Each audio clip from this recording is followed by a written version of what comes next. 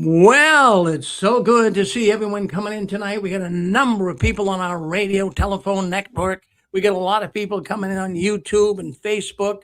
And you would think, well, here it is. It's going to be Father's Day tomorrow, and happy Father's Day to all you guys out there, the fathers. And also, I wanted to say that, it's going to also be the first day of summer. Now, you would think that, everyone would be out going to the beach, going to the mountains, just kind of piddling around the yard somewhere. But here they are coming into the six greens. So thank you for wanting to spend some time with us here in the six greens. Tell the network, well, my name's Rick Farron, and that woman in the background, that's my beautiful wife, Susan, and she's got an announcement she'll be making very shortly. So by all means, stay in for that. But just a couple of thoughts I wanted to bring up as well tonight. We are gathering a lot of people that have, as of late, come into the six screens more than you would expect. We're seeing an increase in our YouTube videos of upwards of 2 to 5,000 people a night. So this is just amazing to me that we see these type of numbers. So I wanted to just say that we have had some issues with the chat on not on Facebook but on YouTube. So we do have some trolls that come in. These could be Watchtower operatives. I'm not sure who they are, but what I would like to say is those coming in, be gentle, be civil when you're writing. Now, Nicole, if you're listening, I don't know if you are or not. I see that you did email me this week, and you wanted to be a moderator. I'm looking for moderators in the chat room to kind of just watch these trolls from the Watchtower or watch some of these people that are acting in a very uncivilized fashion. So by all means, I can do that for you, Rick. Nicole, I can do that for you. would you like to do that? Yes, it's me. Okay, Nicole, I'll be in touch with you. I'll be in touch with you this Okay. week. I'll get you all the you need some passwords and things to get in there, but I want you to do that. Okay. Thank you for reaching out. Really, I really appreciate that. Thank you, Nicole. You're welcome. Yeah. So, anyways, the Six Queens Telenetwork, we've been doing it now for 20 years, and I have to tell you that we've never missed a Saturday night. Now, I enjoy doing this. I really, really do. This is like the highlight of my week. But we are here because you are here. I never realized when we first started this program 20 years ago that so many people would get connected to it.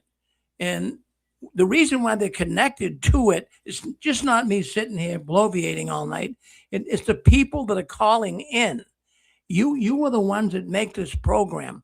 I can't I can't really tell you enough that I get emails all the time, people texting me and even calling me and saying, Rick, what I really like about the six screens is I am listening to people in real time that have left the Watchtower. This is therapeutic. Some people even look at the six screens as being a giant therapy session. Now, we don't have trained therapists here. And even if we did, it might not make too much of a difference, right? You want to hear from people that have experienced the same things you did. And nothing's better than that. It really is being able to speak with people that have been touched by the tentacles of the Watchtower, just like you. Well, let's see. Okay, I'm going to give you a little idea here. Susan, my wife. Now, we have been married now, going on, it's 13 years.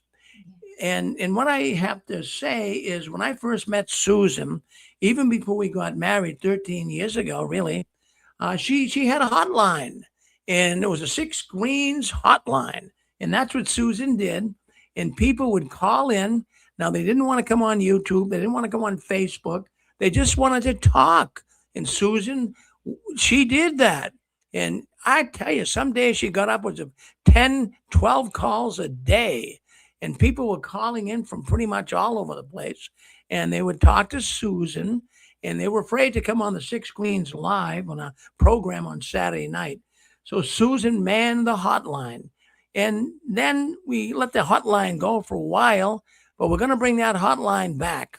And the reason why we're bringing it back is there's so many people right now leaving the Watchtower that really would like to, talk to someone like in private, not being recorded, not on Facebook, not on YouTube, not on our radio network. They just wanted to be able to speak to someone because right now, I'm telling you, I can't see them through the computer here, but there are people listening into this program tonight that have really been hurt by the Watchtower organization. There are some people tonight probably sitting in a room somewhere and really distraught. They have no friends, they have no company. All of their witness friends and relatives have got up and packed their bags. They have nothing to do with this poor person, and you know who you are, and you're kind of intimidated, you're kind of afraid to call into the six screens. But the thing is, Susan is going to man this hotline, and it's going to start July 1st. And I'm going to give you all the information you need next Saturday night. I'm going to give you the telephone number, and you'll be able to call Susan, and she'll be able to answer all your thoughts and speak with you all about your trek out of the Watchtower. So, Susan, come on right over here, honey. Hello, everyone. Well, this is Susan. This is my wife. And like I say, she did an excellent job. I have to tell you, it's one of the reasons why I fell in love with Susan, is the fact that she did such a good job. Well, she came up to Massachusetts. As a matter of fact, Susan called into the program one night, and she liked the six screens so much that she wanted to come up here and work for the six screens. She said, Rick, I'll come up there and work for nothing. I said, well, you can't work for nothing, Susan. But we didn't have any romantic thing or anything going at the time. So she actually flew up here in an airplane, landed at Logan Airport, and well, she stayed in a motel, a hotel for quite a while. And I said, and then we started, talking and fell in love with each other. So here we are today. But I have to tell you, she did a really good job on the Six Queens hotline. Now, Susan, you ready to do this now? We talked about it. She wants to take it back out to sea, so to speak. Susan, tell us about the hotline years ago. Well, it really helps people who are right at the apex of should I or shouldn't I leave the Watchtower. And sometimes feelings are so private, sometimes they're personal, such as I have a boyfriend who is a Jehovah's Witness, and I want to get married, and he doesn't want to, and I want to know, is he going to marry me? Well, those are difficult questions, but generally I ask, is he living with his mother? If he is, I say, I wouldn't put any more time in because that's not going to happen. And it was usually true. But it doesn't matter what you want to ask, even if it's just, hello, I'm out here. I just left the Watchtower, or I just got this fellowship last night. I was doing this about 13, 14 years ago, and I enjoyed it. Rick was very kind to let me do it because at the time there was a woman named Marilyn Zweifel, and she had just recently passed away. I had never heard of her, but she had been doing a hotline for the six. Well, it wasn't for the six screens, but just for the against the Watchtower, and I took it over basically. And I've always mentioned her name because it's really her that started the whole thing. I just kind of filled in where things, fell apart. So I'm really excited about doing this because Rick and I, we're at the forefront of what's going on, and we get the phone calls. Believe me, we do. And we would like to continue to take them, but sometimes Rick just isn't able to do it all. So I would be very happy and very privileged to be able to help him to take some of the phone calls that maybe you wanted to call Rick and feel, oh, he's too busy, or I don't know if I want to talk to him about this problem because I'm a woman and he's a man. Please feel free to call, and we'll give you all the information next week. And I'm really excited about doing this. And just to let you know, this phone is not just for chit chat to say, hi, Susan, how you doing? This is for people who really need help. Because what I found when I first started calling into the six screens is talking about your problems, finding someone who has the same experience as you is more helpful than sometimes any kind of special therapist could give you. Because I found out trying to find a psychiatrist or psychologist, it's hard for them. There aren't a lot that have experienced the Watchtower that I have and others have. So we can kind of put ourselves in your place. So I appreciate being able to do this again. And Rick and I just felt that this was a needed thing that we wanted to restore to the Six Screens lineup. Well, very good, Susan. What I find here is fascinating too. Now, I would say in the year and a half that Susan did the Six Screens hotline back then, I would say that she had I'm just going to throw a number out. I don't know for sure, but I'd say somewhere between maybe 300 to 500 people that called in. And because what it is, you know what it's like when you were leaving the Watchtower. You didn't know what to do. You didn't know who to talk to, and you couldn't go to friends and talk about it. There were Jehovah's Witnesses, but it really was interesting. And the one thing that I always remember it was happening on the Six Screens call to Susan, and most people were leaving back then for lack of love. Yes. And that was really a big concern and really shocked me. I thought people would be leaving for doctrinal reasons. I thought they would have been leaving over the child molestation, sexual abuse problems in the Watchtower, but it was because of a lack of love. And so many people called in and said that they're not getting any love going to the Kingdom Hall. So, but now tonight we're going to be discussing a little bit of that later as well. Why are people leaving the Watchtower? Why aren't they leaving the Watchtower? We're going to discuss that tonight. So anyways, thank you, Susan. And we'll give you all the information next week, right here on our program next Saturday night here on the Six Screens. Well, we really appreciate it's up to you. You want to hang in here with me, Susan? You can. It's up to you. All right, hang right in here with me, and we can kind of help me with some of this. Yeah, I wanted to bring up, I'm noticing something. Well, I've been noticing it for a while, you know that. And it has to do, the Watchtower is all about money. Well, we know that. It is. But, there's something they're doing now that I'm noticing that they never did before. And, let's roll the clocks back to begin with. If we roll the clocks back 20 years ago, when I started doing the Six Screens on a Saturday night, I was always looking for news. I was always looking for something that was kind of current in the Jehovah's Witness world. And everything was positive. There wasn't much cynical, negative, critical news about the Watchtower. So they would always have like conventions, especially in the summer. And when the convention started, they would always rant and rave about we're coming into Boston, we're coming into LA, and we got all these witnesses coming in. And they never really bragged about the amount of money that the cities would actually get by hosting the Jehovah's Witnesses. Now they're doing that. Have you seen that? They're now doing this, and they're letting people know on their, they have, as you know, a TikTok account. They got an Instagram account. So now even on jw.org, they're letting people know how benefiting it is for these cities to host a Jehovah's Witness convention. Now, in one particular one I saw, the Watchtower is bragging. It didn't name the city. I won't name the city.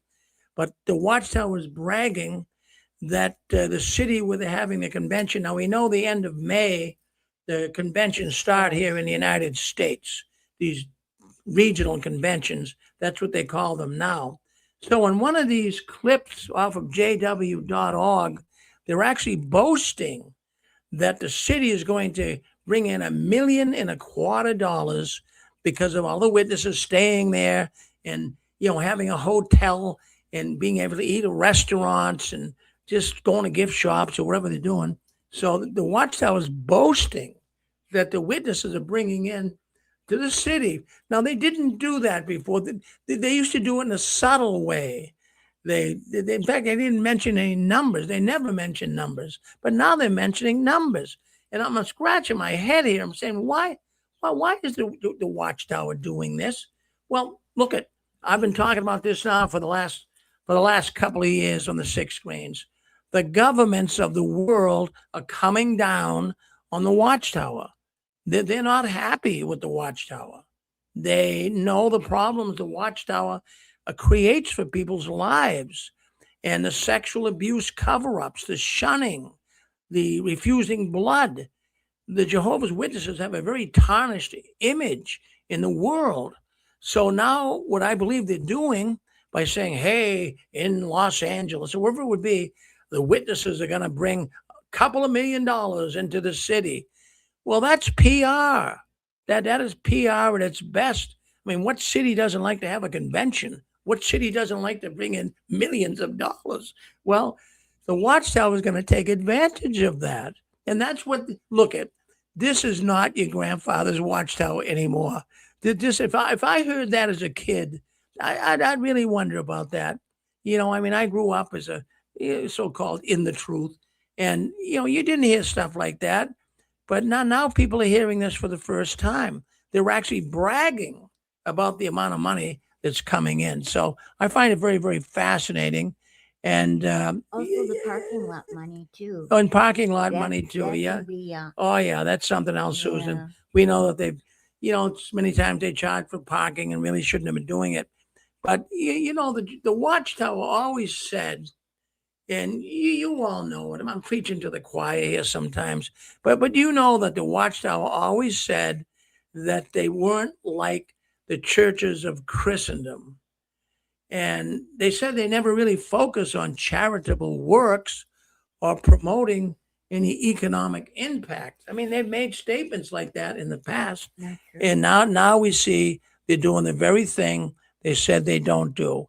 So, well, Jehovah's Witnesses are trying to give an impression to these cities and the governments and the people that, oh, we are so good. But We're like Billy Graham. yeah, We're listen, bringing in a Billy Graham convention. well, it's a false Yeah. present. It really, really is. I came across something too, and I wanted to share this with you. Now, look, we're going to be bringing on in about 20 minutes, 15, 20 minutes from now. We have a woman, and she is an AI expert. Her name is Quinita Bradshaw. She'll be on with us very shortly. So you guys just got to hold on because you're going to love her. This woman's very sharp. She's on the Oh, ball. She's And so intelligent. yeah, we talked to her, and Yes. she's going to share some thoughts with us that I think you'll really, really like. But before we get to Quiana, that is, Quinia. Quiana, am I pronouncing that right? It's Yeah. Quinia, I It's believe. actually Quiana. I'm going to ask her when she comes on. Quiana, yeah, I think it is. Yeah. So, anyways, what we got here? Okay, so we just talked. Susan's going to do the hotline, and we were talking about why Jehovah's Witnesses were leaving. And of course, back then, 12, 13 years ago, it was because of a lack of love. And I still think that could be the major reason why Jehovah's Witnesses are leaving the religion, and they're leaving in masses. Now, if everyone left at once, we know all the PMOs out there, right? Those that are physically in, mentally out. If they all left at once, you'd hear a big sucking sound. You really would. They'd all be, it would just be like a vacuum cleaner sucking them all out of there. And they'd be probably 4 million. That's what we feel here at the 6 Screens. But now we talk about the reason why they were leaving.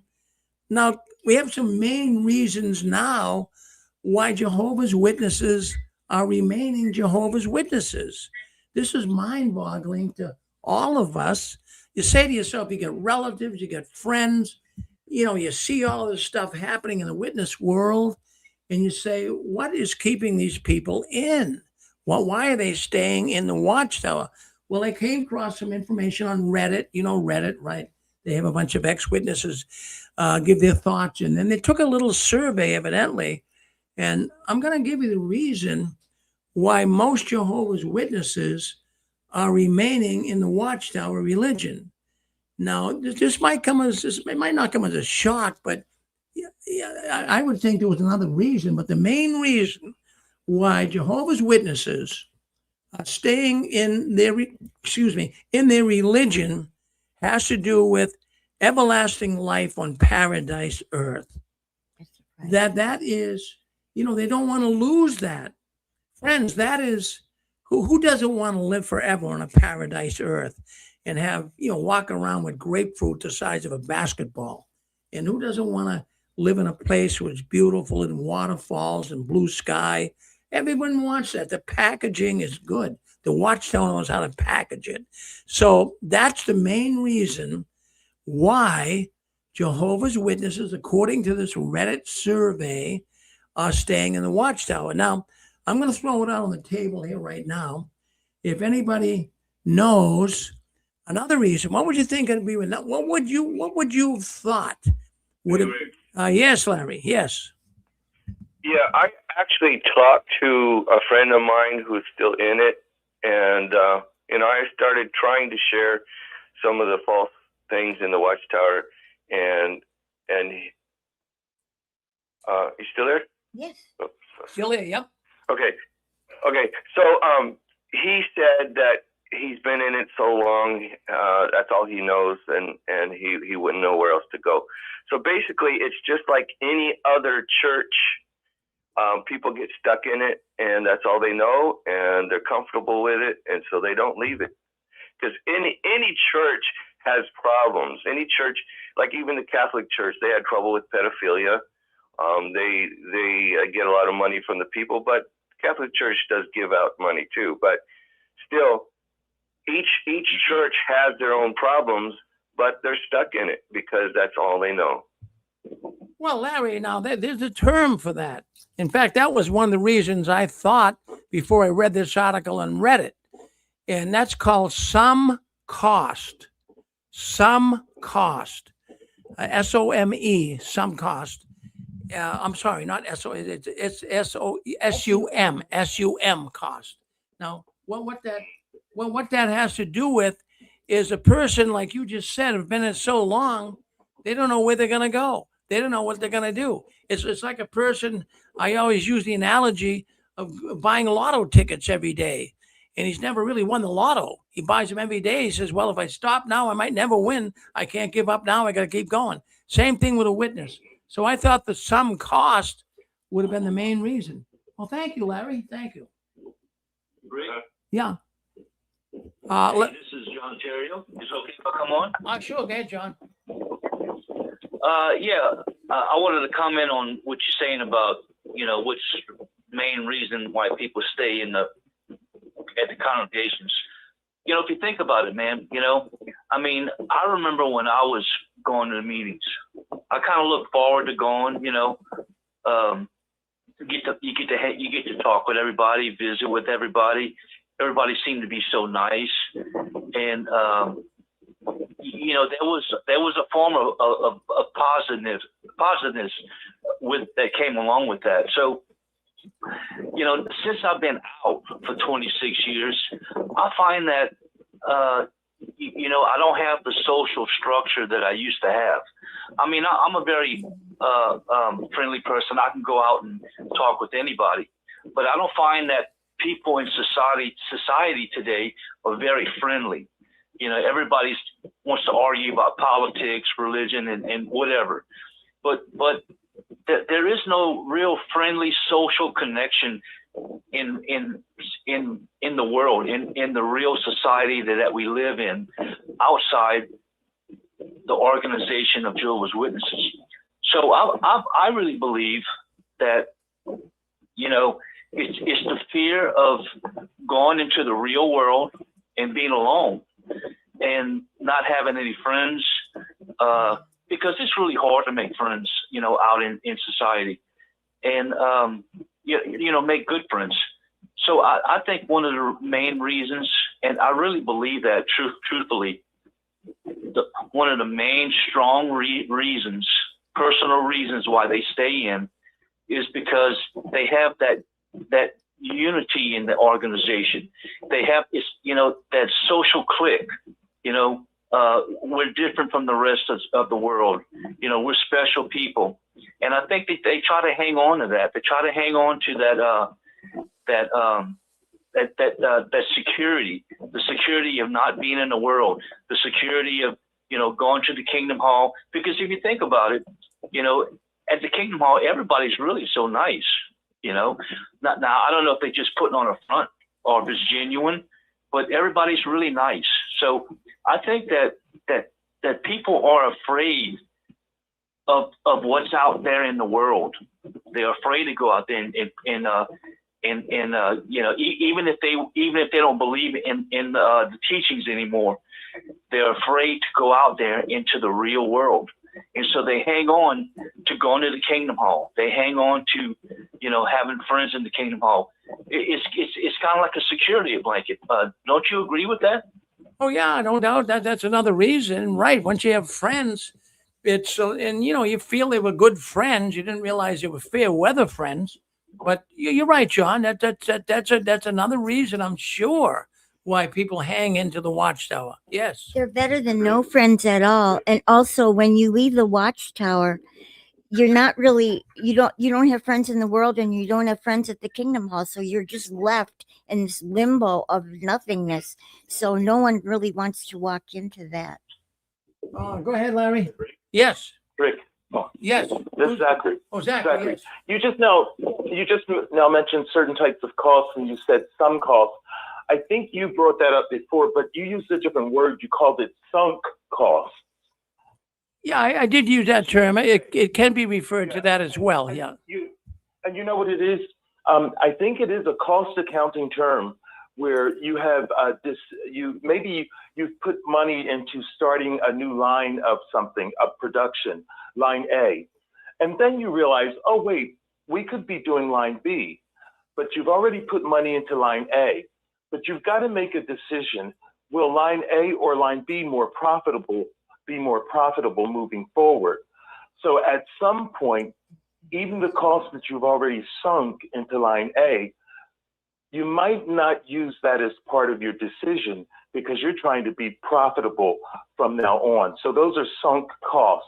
It's not a good idea to use sunk costs as part of your decision. So when you've got people who are witnesses and they've sunk costs, they've put money, they've used their opportunity costs, they put it all into the Watchtower. Now they're seeing things are not the same as they thought they were. It's not necessarily a good idea to only look at what you put in to the Watchtower because you want to move forward and improve your life moving forward. But I would believe that people are sticking to the witnesses because it's what they're used to. It's what they're used to, and they're afraid to move away from it. They've got those sunk costs in there. Well, exactly. That's good. Now, I could also, in fact, along those same line of reasoning, we could call it habitual. Hold on one second. We could call it habitual. You know, it's just you're in the habit of going to the meetings. You're in the habit of being one of Jehovah's Witnesses. It's hard to break the habit. Go ahead, brother. You're on with us. Who's this? Yes. Yeah, hey, Rick, can I talk? There's two of you in San Antonio. Can I talk, Rick? Go ahead. You're on with us. Yep. Okay, thank you, Rick. Hey, Rick, my name's Mark. I'm from San Antonio. I've called the program before, Rick, and I'm here discussing what you're saying keeps people in the organization, Rick. That's what you're talking about more or less right now, correct? Yes, yes. Okay, well, Rick, this is me personally, Rick, my personal experience, and I'm going to tell you what it is. I think keeping people in the Jehovah's Witnesses in the Watchtower, and I even want to take a little time to briefly relate a personal experience, so maybe at the end, ask you how you would handle this personally. One thing that I believe keeping people in the Watchtower, Rick, the hope of the resurrection. That's a big one, Rick.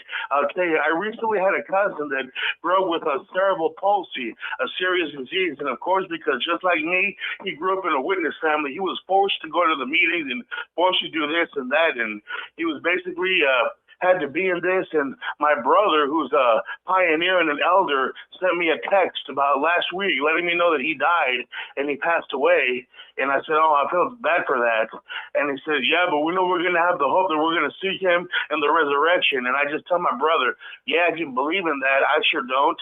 And then my brother sent me a text, you know, I feel sad for you, Mark. What hope do you have? The Bible itself proves that the resurrection is real. And I'm going to see mom again. We're going to see our family again. And you're not going to be there to see everybody in paradise, Mark. when the resurrection comes in. I think that's a big one. There, even my father, Rick, who's probably maybe about he's 81 now, and my mother passed away 2 years ago, and he still has that hope. He's gonna see her again in a paradise, and says, "Well, Dad, shouldn't Armageddon have come already, Dad? Shouldn't we be in paradise? No, you shouldn't do that. That's wrong." And basically, that's what I think. That hope of that resurrection, Rick. You know what I mean? Well, no, I'm sorry. I do know what you mean, Mark, but I'll tell you now what you want to do with your dad, okay? And I've said this before on the 6 screens. You know, your dad's 81. It's the only hope he has, right? So, let your dad be. Let him have that hope. There's younger ones out there. I'd rather have you go after them and try to talk them out of this. But let your dad go. It's the only hope he has. And but you're right with this. Yeah, you're right with the people leaving, not leaving because of the resurrection. They want to see their who doesn't want to see their loved ones again? But that's a bunch of baloney, Rick. I mean, we both know that. Oh yeah, but like I say, when a person gets old, like your dad, cut him some slack, Mark. Cut him some slack because you're not going to get to first base. If you're not, let him have the hope and let God take care of it. God will work with him, I'm sure. Well, thank you, Mark. And it's not just my dad; it's all my family there. Still, that's their main reason for staying. Almost all of them are witnesses because of the hope of that resurrection. Well, there you go. I'll put that down. I have to agree with you. That's a major reason why many are staying in. Well, Mark, always good to hear from you. You're very emphatic. You go ahead, sister. This is Bernadette. I'll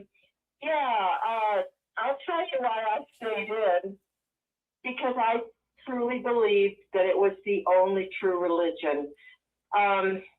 Now, when I think Yahweh really helped me, I accidentally ended up on a apostate website, and it didn't take but a minute, more than a minute, but it didn't take long at all to see the red flags start coming up. I remember I saw a young man who had been a ministerial servant pioneer, and he was talking about the 607 not being an accurate date.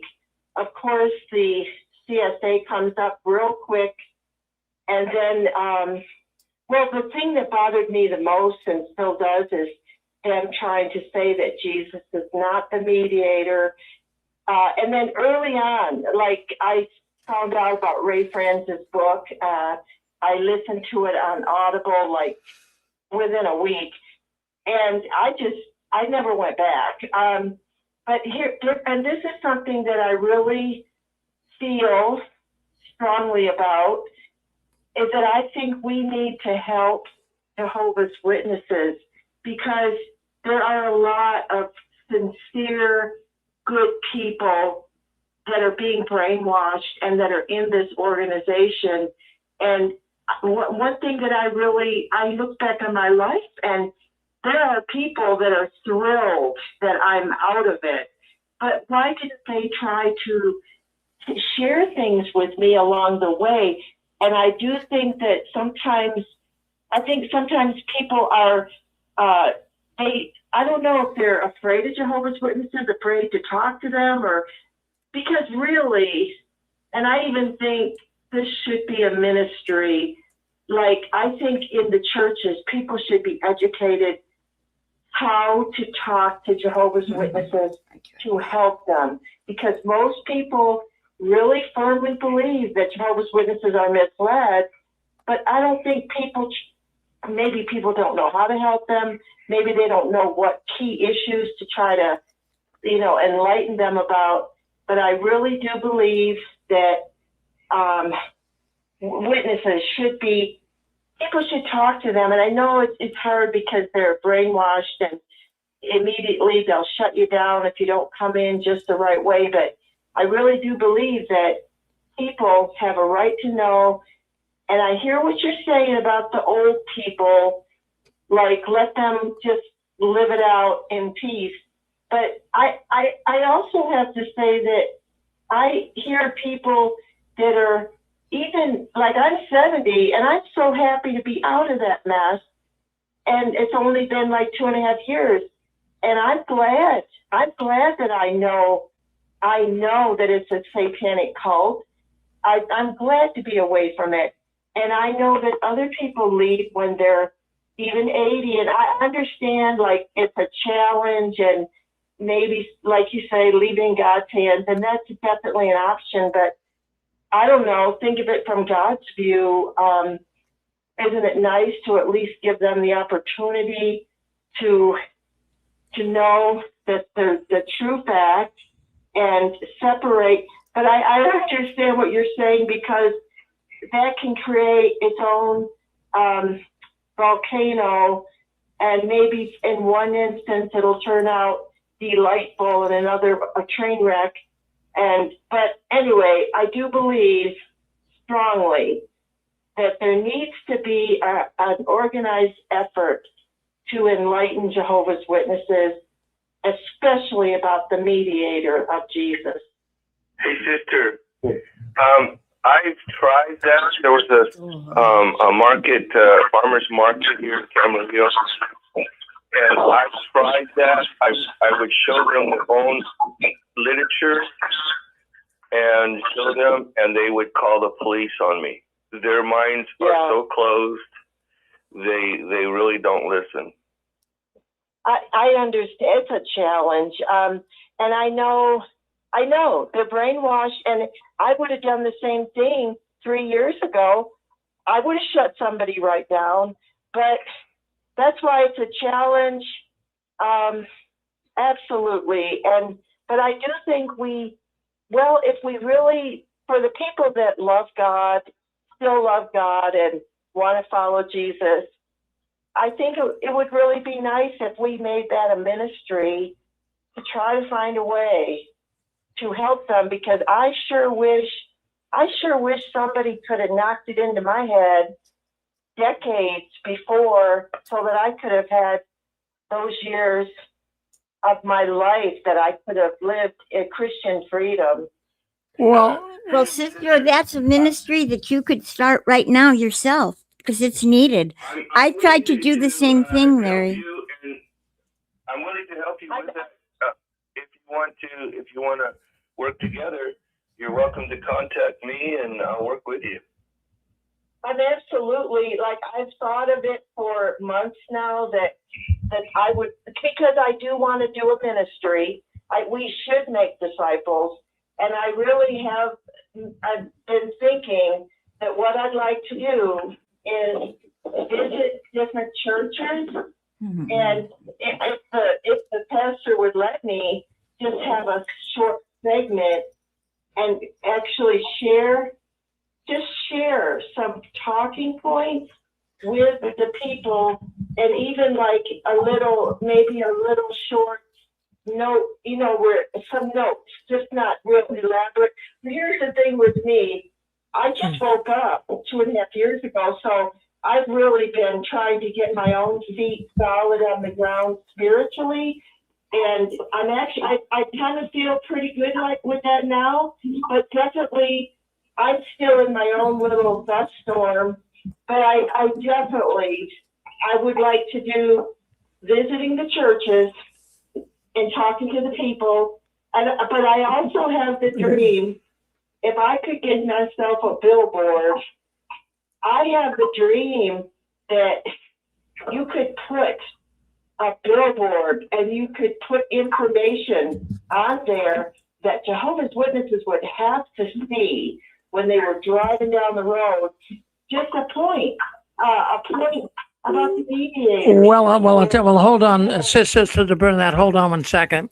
And Larry, he's been doing this for a while. I've been doing it now for 20 years of trying to get Jehovah's Witnesses to really get out of it and become spiritually really attached to God. But the problem that you have is there's so many witnesses have been so spiritually abused, Bernadette. There's no way that they want to become a Christian. They've been so hurt. It's like a person that's been sexually abused, maybe by a man, and they don't want to have anything to do with a man. That's what I'm finding out is going on right now with many people. Only a small percentage of people who leave the Watchtower spiritually inclined. Most do not leave because of doctrinal discussion. But you just keep moving in the direction you are, and that's a good direction. And I know you're trying to help so many people. And I'm not going to say give up on it. I wouldn't say that. But boy, you are dealing with people that are totally abused, Bernadette. And it's so hard to even get to. It's so hard to get to first base. I've been trying it for over 20 years. I've had a little church in my house. Yes, yes, yes, Larry. Can I burn my email and have her contact me? Of course. Go ahead, Larry. Okay. Kind. Okay, wait, let me Okay, get go a pen. But are you sure Okay. you want to do this publicly over the phone? Yeah, sure. I'm open book. Hold on. I'm an open book. Weird. Yes. Yes, you have. How you doing, Larry? Hey, good. Who's this? This is the Pasta Babe. Oh, hi, Pastor Babe. Good to hear from you. Yeah, good to hear you too. Okay, I've got a pencil. Okay. Kind. What's your name? My name's Larry John Wayne. Oh, good name. Larry John Wayne. Uh-huh. Okay. And my email is kindloving2001@yahoo.com. Okay. kindloving2001@yahoo.com. I didn't quite understand what you said. Kind as in being a kind person, right? Kind loving 2001@yahoo.com. Yes. Okay, thank you, Larry John Wayne. You're is welcome. Wayne your last name? Yes, it is. Rick, I like the name. Your parents were very creative. Rick, okay, so you've been doing this 20 years, and I trust your opinion. So what do you think would be, from what I was kind of thinking, what is your thoughts on what would be the best approach? Well, I was thinking that the best approach, and I was wrong. The best approach I thought was, on Saturday night, we don't discuss religion. We don't get into doctrinal scriptures or anything of that nature. So I always thought that when we first started our programming on the 6 screens, the first program was for Christians. I was trying to reach Jehovah's Witnesses. And that's when we first started this. It was a Christian program, so to speak. But then what we did, I figured, wow, if we're trying to get Jehovah's Witnesses, we got to let Jehovah's Witnesses know what's wrong in the Watchtower. So that came second. But, for 20 years, I've been trying to, every other Sunday, we have a Christian program, so to speak. So if people want to come in, they can. But it doesn't get anywhere near the amount of people that come in on Saturday night. It just doesn't. The people just are not interested. Now, that is Jehovah's Witnesses are not interested. They have been so spiritually abused, and when they get out of the Watchtower, they don't want anything at all to do with religion. And I don't blame them. The Watchtower hurt them so much. Well, what do you think, Susan? Well, we've noticed that only about 20% of people that come out of the Watchtower are still interested in spirituality. Now, that may mean Jehovah God, or that may mean some other kind of God, but only about 20%. It's not very, very much. And I have tried myself to approach churches and ask ministers, could you please, one sermon a year, talk about cults and how not to get involved in cults and how to talk to people who approach you at the door from cults. None of them said they wanted to do it. None. And I only asked for just a small amount of time. And it was about 4 or 5 churches. Yeah. Mm-hmm. But Bernadette, you're on. Look at them. I don't want to burst your bubble, but you keep trying. Don't. Yes, Yeah. please. You might be able to get through. Maybe the times are changing. I would love to hear good experiences from you, Bernadette. Rick? Hi, Bernadette. This is Linda. Hi. This is Linda. Hi, Bernadette. I heard what you said about to a church and maybe sharing a few points. And I've done this and enjoyed it. And because you do know Jehovah's Witness doctrine, it would come very natural for you. And basically, you would email or send a flyer or a letter stating that you would be willing to do that to help educate those of these churches about the Watchtower doctrine and how they can witness to them. So then we have more people out there in the world that are familiar with their doctrines or techniques and tactics, and they won't be as easily indoctrinated or recruited. Correct. So I've had the chance to do that, and it was very enjoyable, and it might even fall under the category of what is called apologetics, which was very, very popular about in the 80s, but it's still going strong. And apologetics is about standing up for your faith. And it sounds like you're wanting to go in the direction of Jehovah's Witnesses being introduced to a pathway of Christianity, mainstream Christianity. Is that what you're thinking? Yes, I think they need to be rescued. So, Linda, you felt you had some positive results, right? Well, basically, I would share the points I had to share, and then I would leave it open for people to ask questions. And I basically knew most of the answers, and I think you will too. And if you leave something with them, for them to be able to contact you, then, the more people, start with your own town or your own county and write letters or email to local pastors. And I'm thinking you're talking mainstream Christianity. Yes. Yeah, so I've been very successful with doing that. And then guess what? Sometimes they give you what's called a love offering. And they hand you an envelope, and it has money in it. Don't do it for that. I don't need money, but I would love it. Like my brother. Hey, what we're going to do, Bernadette, I'm not trying to cut you off here, but we do have a lot of other people. I got a guest that's going to be coming on. Oh, I'm But sorry. yeah, I'm sorry. yeah. So Linda, I wish I could talk to you more. But is there a way that I could talk to you at a later time, Linda? if you write me, and I'll give you Linda's number. Okay, Linda?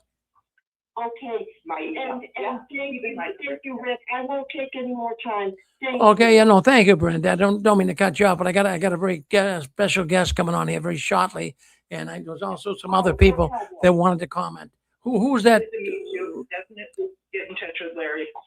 Good. And I. Okay, Good. bye-bye. Thank you, Linda. All right, who was the other people who want to come in? We had a bunch of people. Go ahead. Is that you, Mike? Go ahead. Yeah, it's me. Yeah, I'll just, I don't want to belabor the subject. Hey, but- Rick. Oh, never mind. Go Oh, ahead. no, hold on. Mike, you go first. Hold on, let Mike talk. Hey, Rick. Hold on, let Mike talk. Go ahead, Mike. Oh, Okay. I don't want to belabor the subject, but I just wanted to tell that Bernadette that's what I do also. I think I told you about this. I go from church to church, educate people about the witnesses and what to do, how to answer. And I know what you're talking about, Rick, when you say, you don't think you're getting any progress. But I have a friend, and I've talked to you about this. He's a professional, and I've been talking to him for over 40 years now. And it's starting to get to him. I would just want to share this conversation that I had with him just this week, because he called me, and we were talking about the golf. He was a professional golfer. And we were talking back and forth, and I told him about Bernhard Longer. I said, Bernhard Longer's father was a bricklayer too. You might want to remember that, because I know you were in the masonry business. But I said, Bernhard Longer's father was a brick mason, and he accepted Jesus Christ more. And how do you, when you were out on tour, I said, how did you witness to people on tour? And that's how the conversation got started, And it was a very interesting conversation. And he finally asked me this question. He says, Michael, where am I going to go to? We went through all the information, and he knows that they teach false teachings. He knows that the witnesses teach false teachings. And he says, but where am I going to go to? Where can I go to find good friends and to have that spiritual information? How would you answer that, Rick? I'll be interested. I know how I did, but how would you answer that? Well, obviously, I mean, you're going to find, first of all, you're going to seek out people that are following Christ, and you're going to seek out a good church. You're going to want to, and the church doesn't have to be a mega church. It can be just a small little group. It could be a house church. But as long as you meet with people that are willing to, discuss scripture in a sensible, balanced way, and that's what you would say. Now, I want to let Bernadette know. You don't mind if I give Bernadette your telephone number, Mike?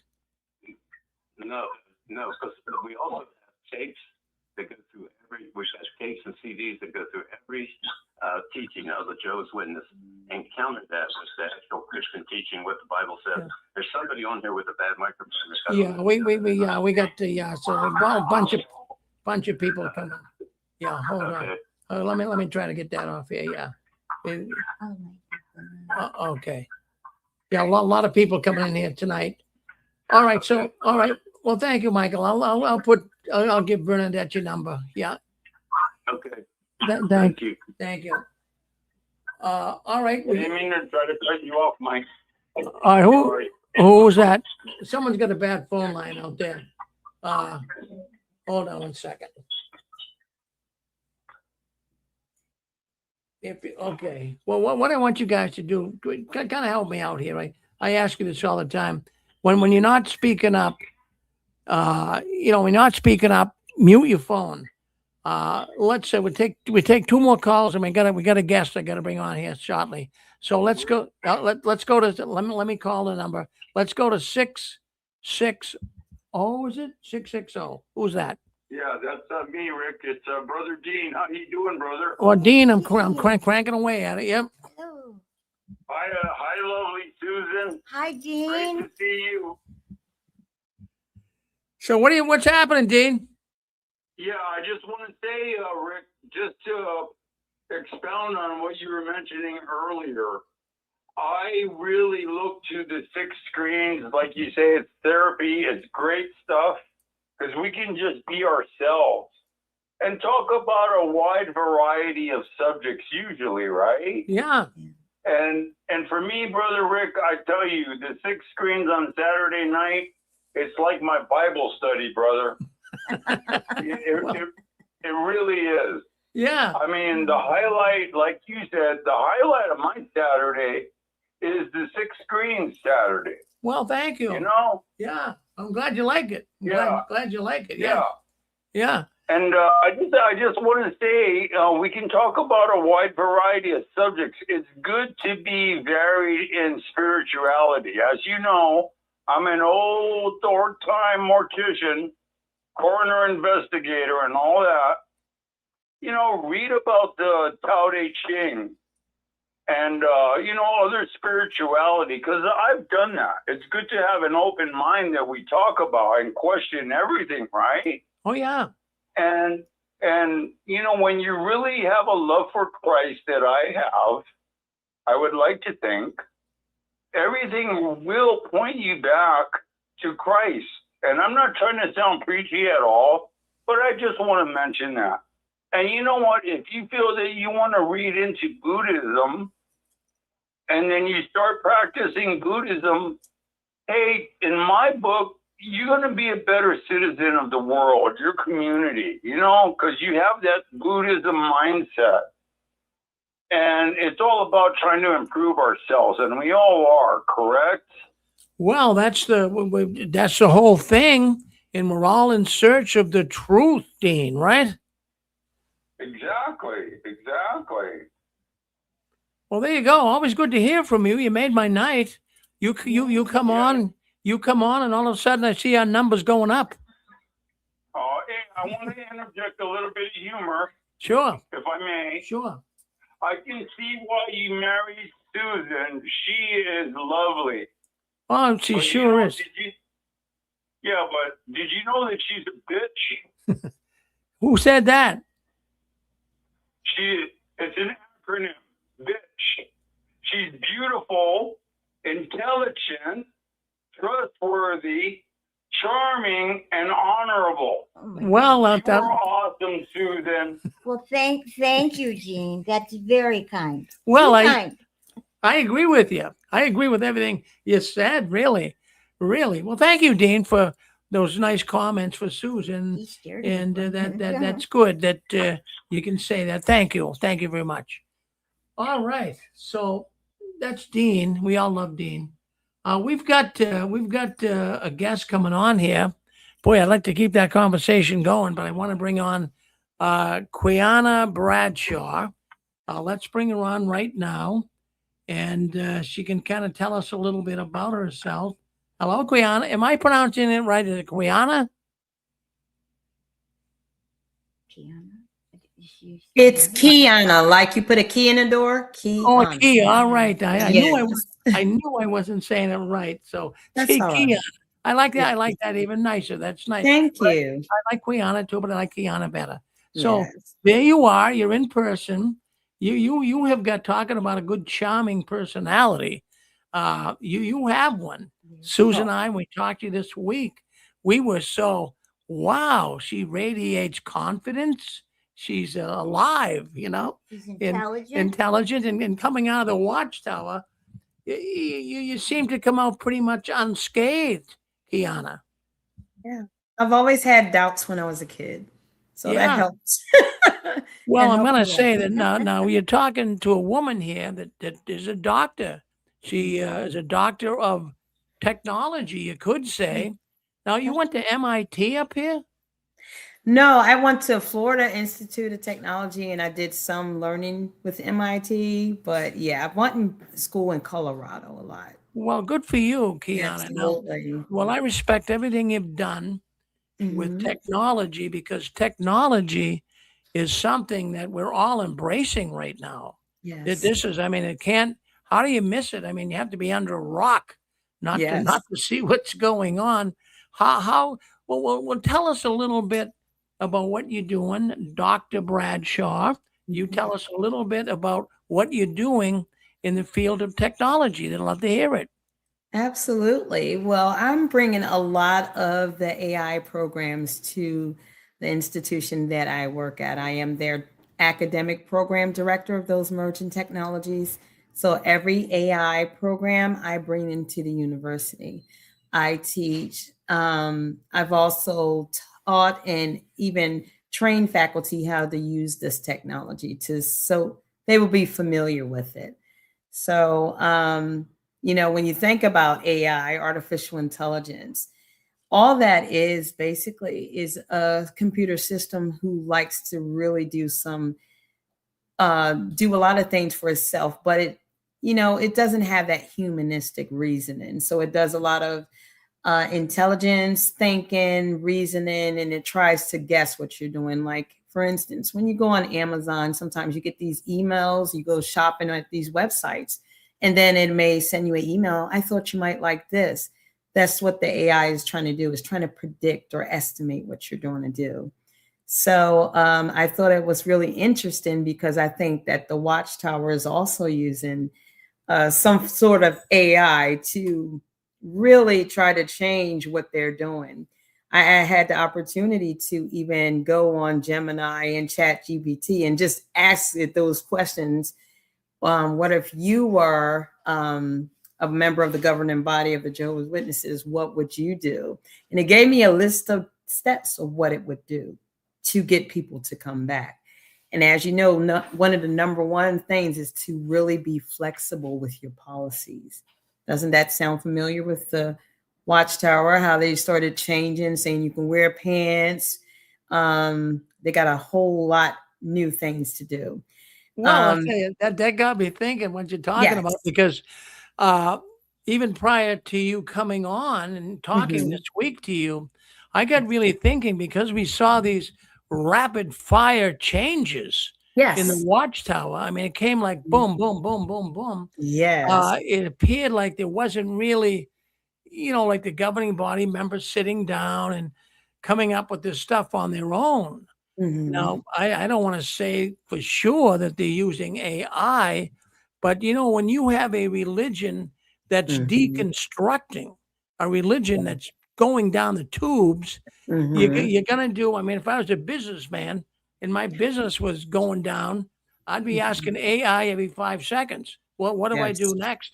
So I'm Mhm. sure, I mean, I'm just believing this in my own mind, I guess, but I believe that, the governing body members of the power to be of the Watchtower, that Mhm. they've got to be asking AI, well, how can we encourage more people to join us, like you say? How can we keep Mhm. people in? And they could come in and say, well, you have to relax some of these Mhm. rulings in the past. Now, and then I even played around with AI in the last couple of days, and I was Mhm. asking, did the Watchtower use this? But of course, well, there's no evidence of it. But Mhm. I've seen that in other AI comments Yeah. too, where Mhm. different platforms of AI will kind of give you different answers. Now, Yeah. what AI? Now there's Gemini, and of Yeah. course there's Chat GPT, And it's Co-pilot. Claude, Copilot. So, Copilot. Mhm. what one do you like the best? I use all of them, honestly, but Gemini has been consistent, but Gemini will stop answering you. If it just seems like it wears out. It won't say anything. So I use Gemini, but I don't use it all the time because it does that. It does That's that for that stupid. particular reason. Because Well, it's thinking. It's a large language model, but it thinks. And sometimes it will just totally shut down and not answer your question. that's interesting. I've Mhm. experienced it myself. I use Gemini the most. Well, Yeah. what one do you use? What one? Um, I have used the Copilot, but I do use Gemini, and also I didn't use Grok for Elon Musk. I haven't used that. Some colleagues of mine have used that, but I use Gemini, and I also use the Copilot quite a bit. Well, that's good to know. Susan Mhm. here, she uses a Copilot, and she likes Yes, that a lot. me too. Me Now, too. what I'm gonna do. I have about a minute and a half clip here of Mhm. a Watchtower. I've gone through the library and kind of played around with it a little bit, and Mhm. you can usually tell if something's, especially video and artwork, if it's Mhm. produced by I AI. will. Mhm. Many times, like there might be some fingers missing. You Yes. know, that I might have like a person with, the hair in the back is curled up in ways it shouldn't be. Mhm. Something just Yep. not normal about it. So you can kind of pick up. But even aside from that, we know the Watchtower in the Mhm. last, I'd say, 5 years has made a real effort to really highlight persecution. You know, Mhm. they're coming after us. We're going to go to jail. We're going to go to prison. And they've been putting videos out like that. And I've Mm. seen that many of them, they're AI generated, or Yeah, they they or are. they're using stock videos, buying them from Mhm. different companies that make them. But Yes. also, I'm going to play one right now. So Mhm. I want you to watch it, Okay. and I want you to tell me what you think. You'll see it right there on YouTube, and the All right. audience as well. So let's play the video, and then we can talk about it. It's about a minute and a half long, but I get Okay. some thoughts on it. I want to get your thoughts, and then we'll get the Mhm. thoughts of the audience as well. So let's play that right now, and we will share that right now. From the moment we are born, we experience the world through our senses. Touch lets us feel safe and loved. We use it to explore and learn. The sounds we hear convey meaning. With 2 ears, we can locate a sound's direction. Different wavelengths of light are perceived as a range of vivid colors. Images from each eye combine in 3D so that we can better judge depth and distance. We can detect over 10,000 smells by using a small group of cells that detect microscopic materials in the air. We taste, see, smell, touch, and hear in one enjoyable experience. All the senses converging in one place, our brain. Some 200 billion nerve cells connected by trillions of tiny contacts. The brain interprets chemical signals from each sense, connects new information to what we already know, and stores lasting memories. Life is a precious gift from our loving Creator. King David was inspired to write, "I praise you because in an awe-inspiring way, I am wonderfully made. Your works are wonderful. I know this very well." Okay, we'll stop it right there. So you did see that, Kiana. Yes, I did. So I want you to give me your thoughts first. Then I'll give my thoughts and my feelings, and then we'll have the audience speak up. So what do you think, Kiana? They did use some AI with that. You could see a couple areas of blur. Fingers, it didn't show every one of the fingers. That's what you got to really look out for. The blurriness of the side of them not, being totally right. Yeah. So those are some of the main indicators that I've always seen with AI simulations and videos all the time.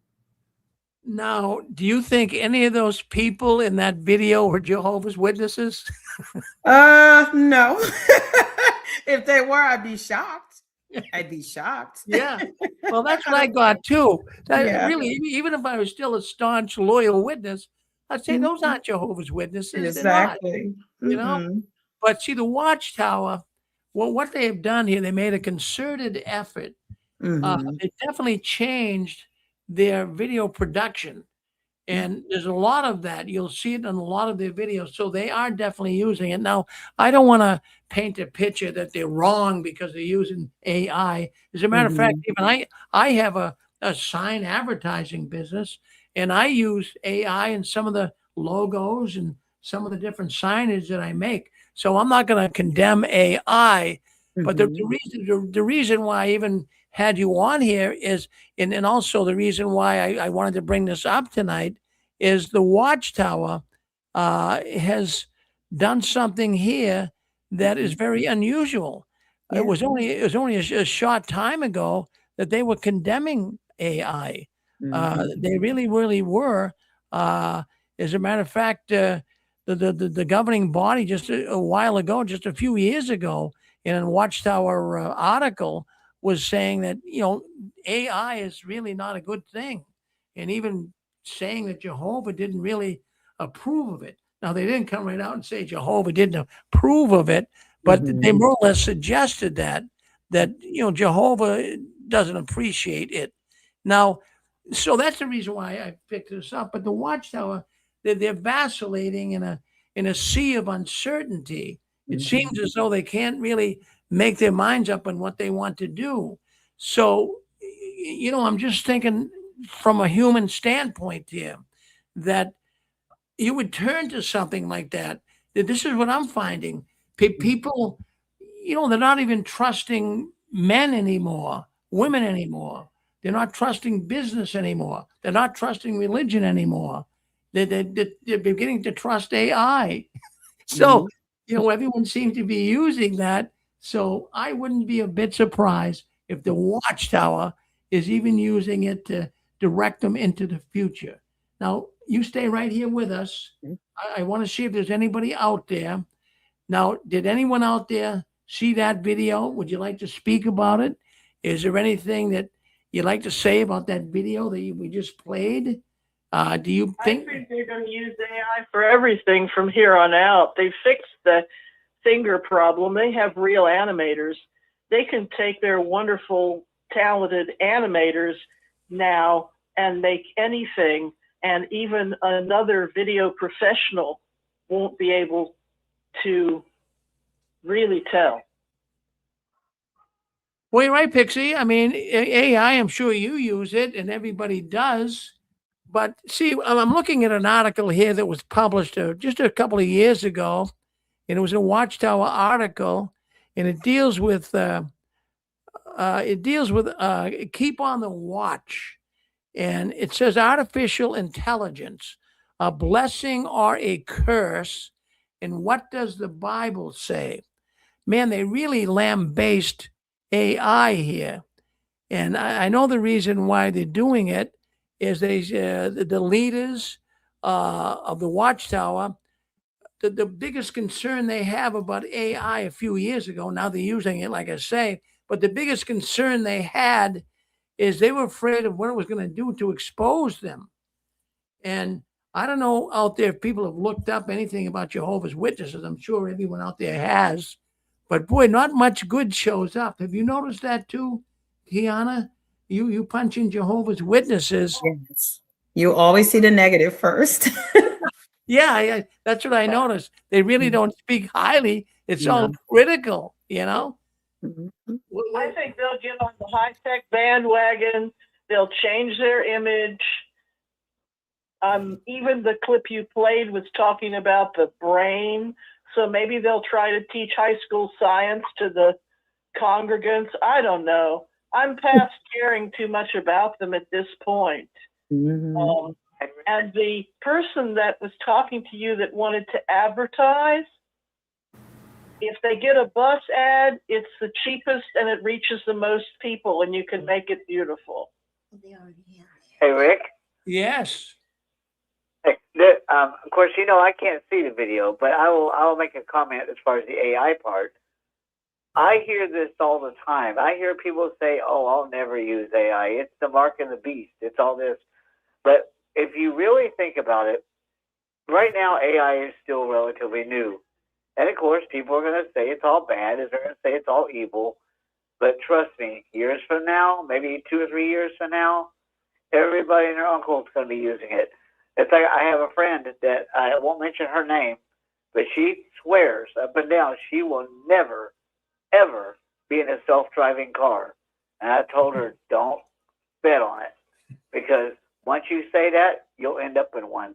Because years ago, when I first got my first computer, this was back in the DOS days, I swore up and down, I will never switch to Windows. Never, never, never, never.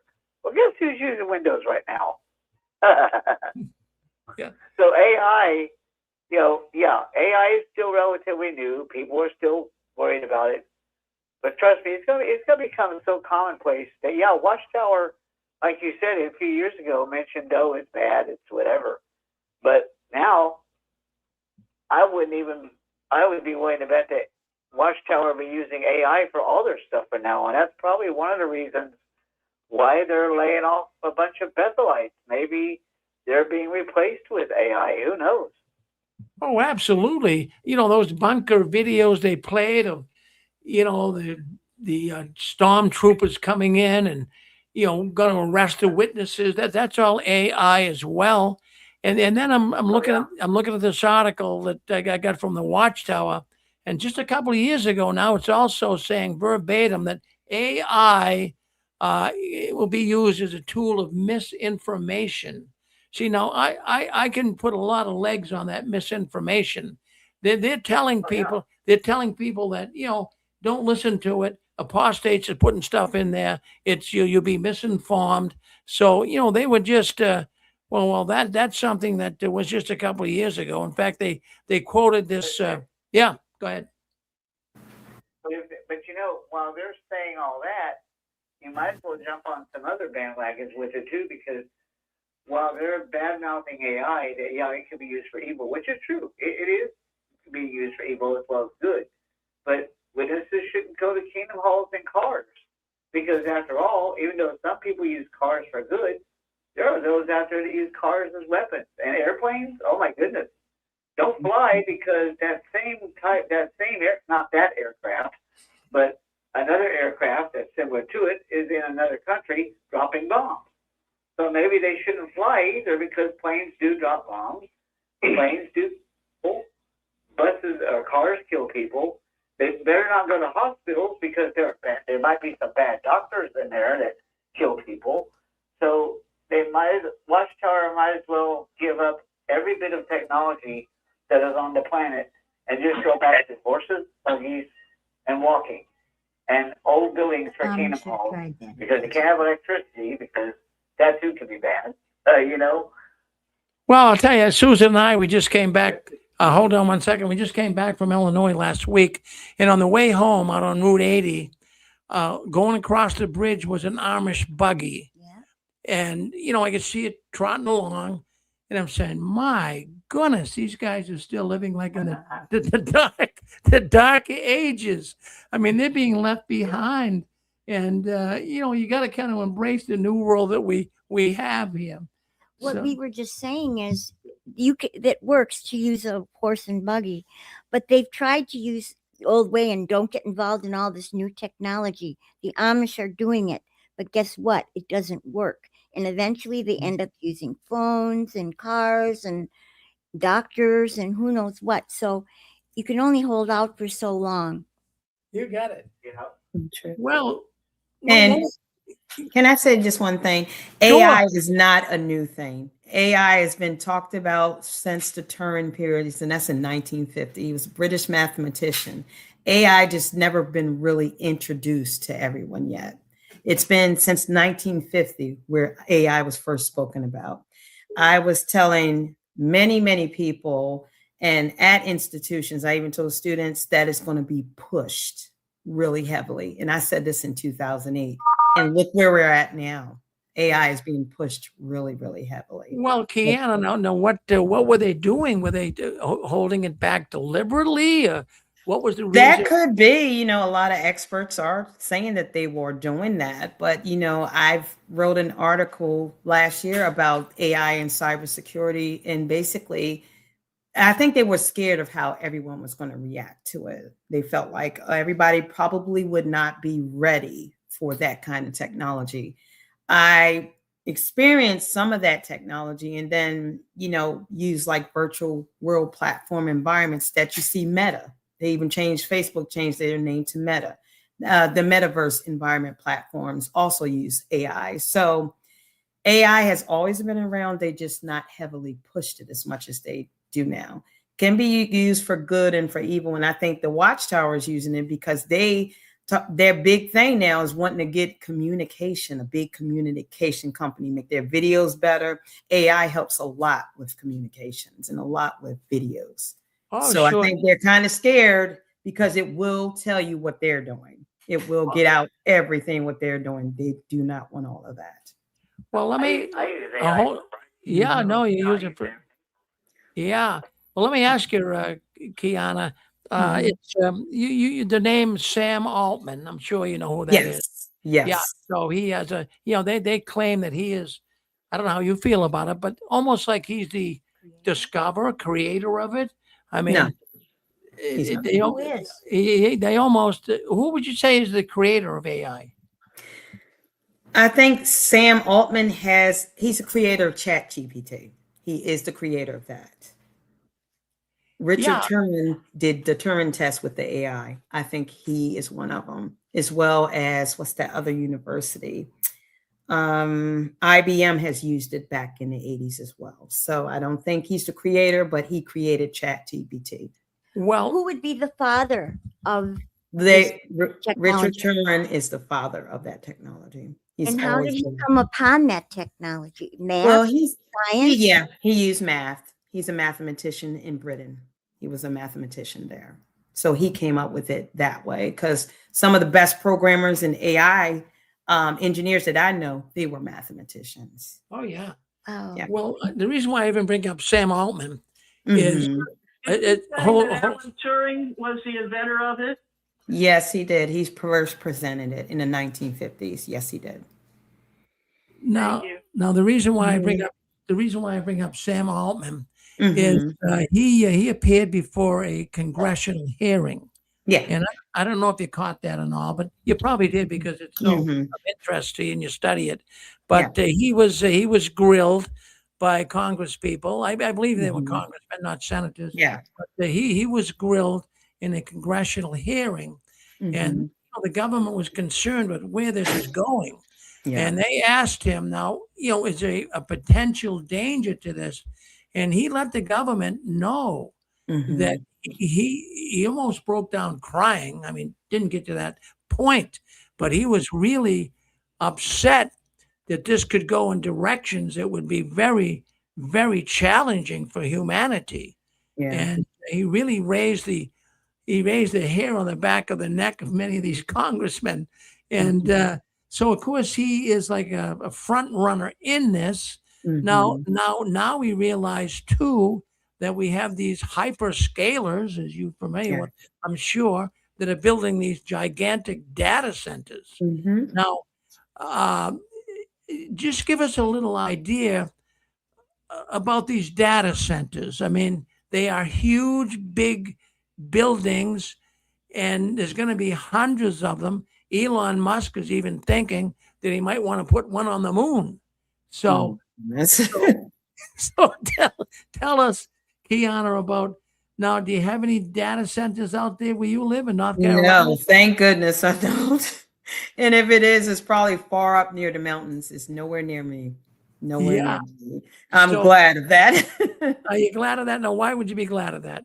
Because it uses too much electric and it uses too much water. You know, you're going to need those to power all of that, you know, to keep the systems cool and keep them working properly.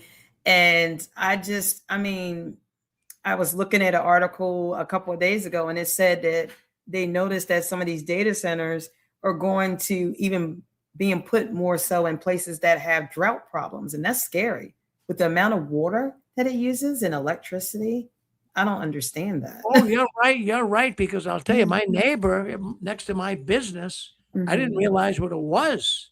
It's a data center. Yeah. It's huge. I didn't know what they were making there. I thought it was a manufacturing something, but I found out Mhm. the data center.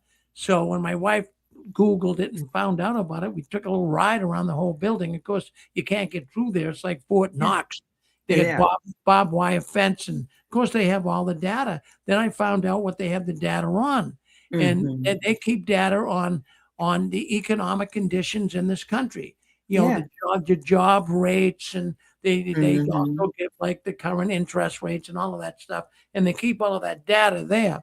Now I got thinking, what's happening here today? We're on YouTube here tonight and Facebook. That this will be put into a data center somewhere and be there for the eons of time if the Yeah. world goes on. So Mhm. every single thing, our conversation here tonight, who we talked to on the telephone today, what Mhm. products we bought with our credit cards, this is all going to be stored somewhere. Yeah. So you can imagine the amount of space, the amount of memory. That's why these chip stocks are going like crazy. Yeah. Nvidia and Applied Materials and all of these companies are going nuts out there because they can't make enough of them. It's Mhm. really, now the other thought I had on this, Guyana, is, and Susan and I brought this up, and a man at work, he worked for me, and he was telling me, he says, Rick, where do you think all of this technology has come from? So, I Mhm. had to think about it. I mean, I know it comes from people like yourself that go and get doctorate degrees and you study this and you learn and you share things with us. But this stuff is so unusually Advanced. advanced that Mhm. I'm saying, where did it come from? So he says, Rick, would you believe? And he heard it on the news. He says, I Mhm. heard that it's coming from either aliens or the demonic realm. Well, what's your feelings on that, Kiana? I don't know because I've had seen some interviews with some people in Silicon Valley talk about they would get, you know, meetings with stuff, you know, beings like that to adapt and create some of this technology. So I really don't know, but I think that would be a slippery slope if that's what they're doing. You know, it just would be. No. So I just don't know, but I've heard some credible people that worked in Silicon Valley for decades, and I really believe what they're saying, especially when they said, "Hey, this is what you had to do," and some of the ones that did it, you know, or said that they want to bring about this technology were people like Mark Zuckerberg and others. So, And what do they you do? know, Go I ahead. don't know. I I was don't wondering, know. Shanna, what do they have to do to get this started, to get this information? do they go to different dimensions? No, Because they said that it would come visit them. This is what they said. They said it would come visit them and then see the ones that they were visit, notice they're the ones that are the big tech people now. He said Mark Zuckerberg was one of them. And I think it mentioned Sam Altman and some other ones. So I'm like, okay. if I could share just a short Mhm. experience, I have used AI quite a bit. And sometimes, Mhm. like you said, it depends on how you ask the question, Yeah. how they'll answer you. If you ask a question in a different way, it'll give you a Mhm. different answer. Yeah. I asked AI if it could pray for me, Mhm. and it said, no, I cannot pray for you. So that's just in a short Yeah. experience of, AI is whatever someone puts in it. If you're yeah, going to have an ignorant narcissist or if he's racist, they will put all of that in AI. Yeah, well, that's what That that's what bias. That's why there's a lot of bias in AI. yeah, that's that's what we it. feel. We both feel that way because I'm thinking, in fact, I'll tell you what, we had a convention up here, and maybe Mhm. next time we ever have one, you're going to come up and be with us, Yeah, Kiana. that would be great. And what we had is if you go into AI Mhm. and you say what was the largest gathering of ex-Jehovah's Witnesses ever in the history, it talks about the Still Alive in 2025 convention up here in Boston.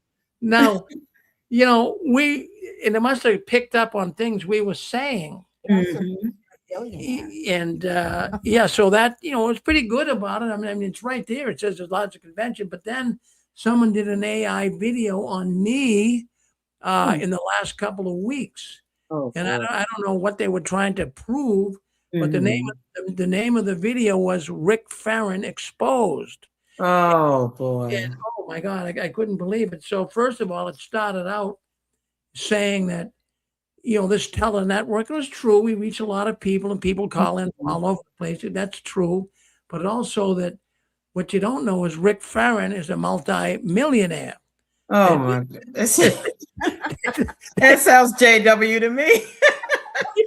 yeah, no, it Oh said my it goodness. said that Rick Farron has a net worth of $351 million. Oh my And goodness. I couldn't believe this. And at the same time, it said that I have an asset management company that I run. And Oh also wow. I'm a big time executive with Disney Studios. Okay. So Whoa. we got such a kick out of that. I played it last Saturday night, and I just wanted to let people know that's not me. So Yeah. it was so funny after that came out. A guy emailed me after the program. He says, "Rick, can I get a loan?" Oh, oh man. It was crazy. We it was so funny, but it was kind of interesting to do. So you don't know. You Mhm. can't take it all to the bank and cash it because you don't really know if it's true or not. And Yeah. so it's just the information that is available that they have to Mhm. go on. So, Yeah. I assume that, I don't know of any other gathering that had over 350 people, but, somewhere in time, maybe there's another one, but AI just never picked up on it. Yeah. Mhm. How that could happen. Well, Absolutely. This is Grace from Sweden. I have a question for Dr. Bradshaw. Yes. So there is a form of AI, an app you can download to your cell phone, and it's called Pi. Mhm. So I wanted to know, have you used it? And if so, what is your opinion? You said an app called Pi. Yes, Pi, Pi. It's the Oh, same. Pi. I use Pi. Pi. I use that. It's just your AI digital assistant. You can ask Pi whatever you like. You can customize his voice. You can make him sound British, American, or what have you. You download it on your phone, and he just finds things for you. If you could say, Pi, I'm writing an article. I'm writing an article about some of the ethics with AI, and it'll pull up some things, and you can look at it, and you're like, oh, okay. But I really just basically go to I just look at some of the suggestions that it provides, but you can ask Pi for anything. It pretty much will tell you. Like You can ask it how many F5 tornadoes were hit the United States in the past 20 years, and Pi will find that information for you and give it to you. Mm-hmm. It's a good app. So you use it sometimes? Yes, I use it. I use that quite a bit. Yes. Well, I think it's nice, but you have to know American English very well, which I do, so it's not a problem for me. But I tried Swedish, and it didn't go very well for it now. Oh, I'm sorry. I'm sorry. It never really gave me an issue. It just depends, you know.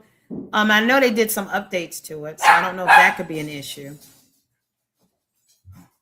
No, but you speak English, so it's not a problem. It can understand English, but like that's what I think it is. They need to make it confused. all language. Yes. Rick? Yes. Hi, it's Steve. I don't know if you or the doctor or anyone has seen, but they recently did a study where they surveyed a bunch of different AI programs, and the number one religion that they all said to stay away from was Jehovah's Witnesses.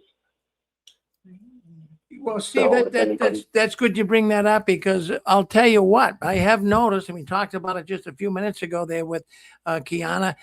We actually, what pops up, you put Jehovah's Witnesses in AI, and the Watchtower knows it. Everything comes up critical, negative, cynical, nothing good. Right. See, that information is taken from the public. And see, the reason is, like, people do ask why the government doesn't step in and call Jehovah's Witnesses a cult. The reason is because legally they can't.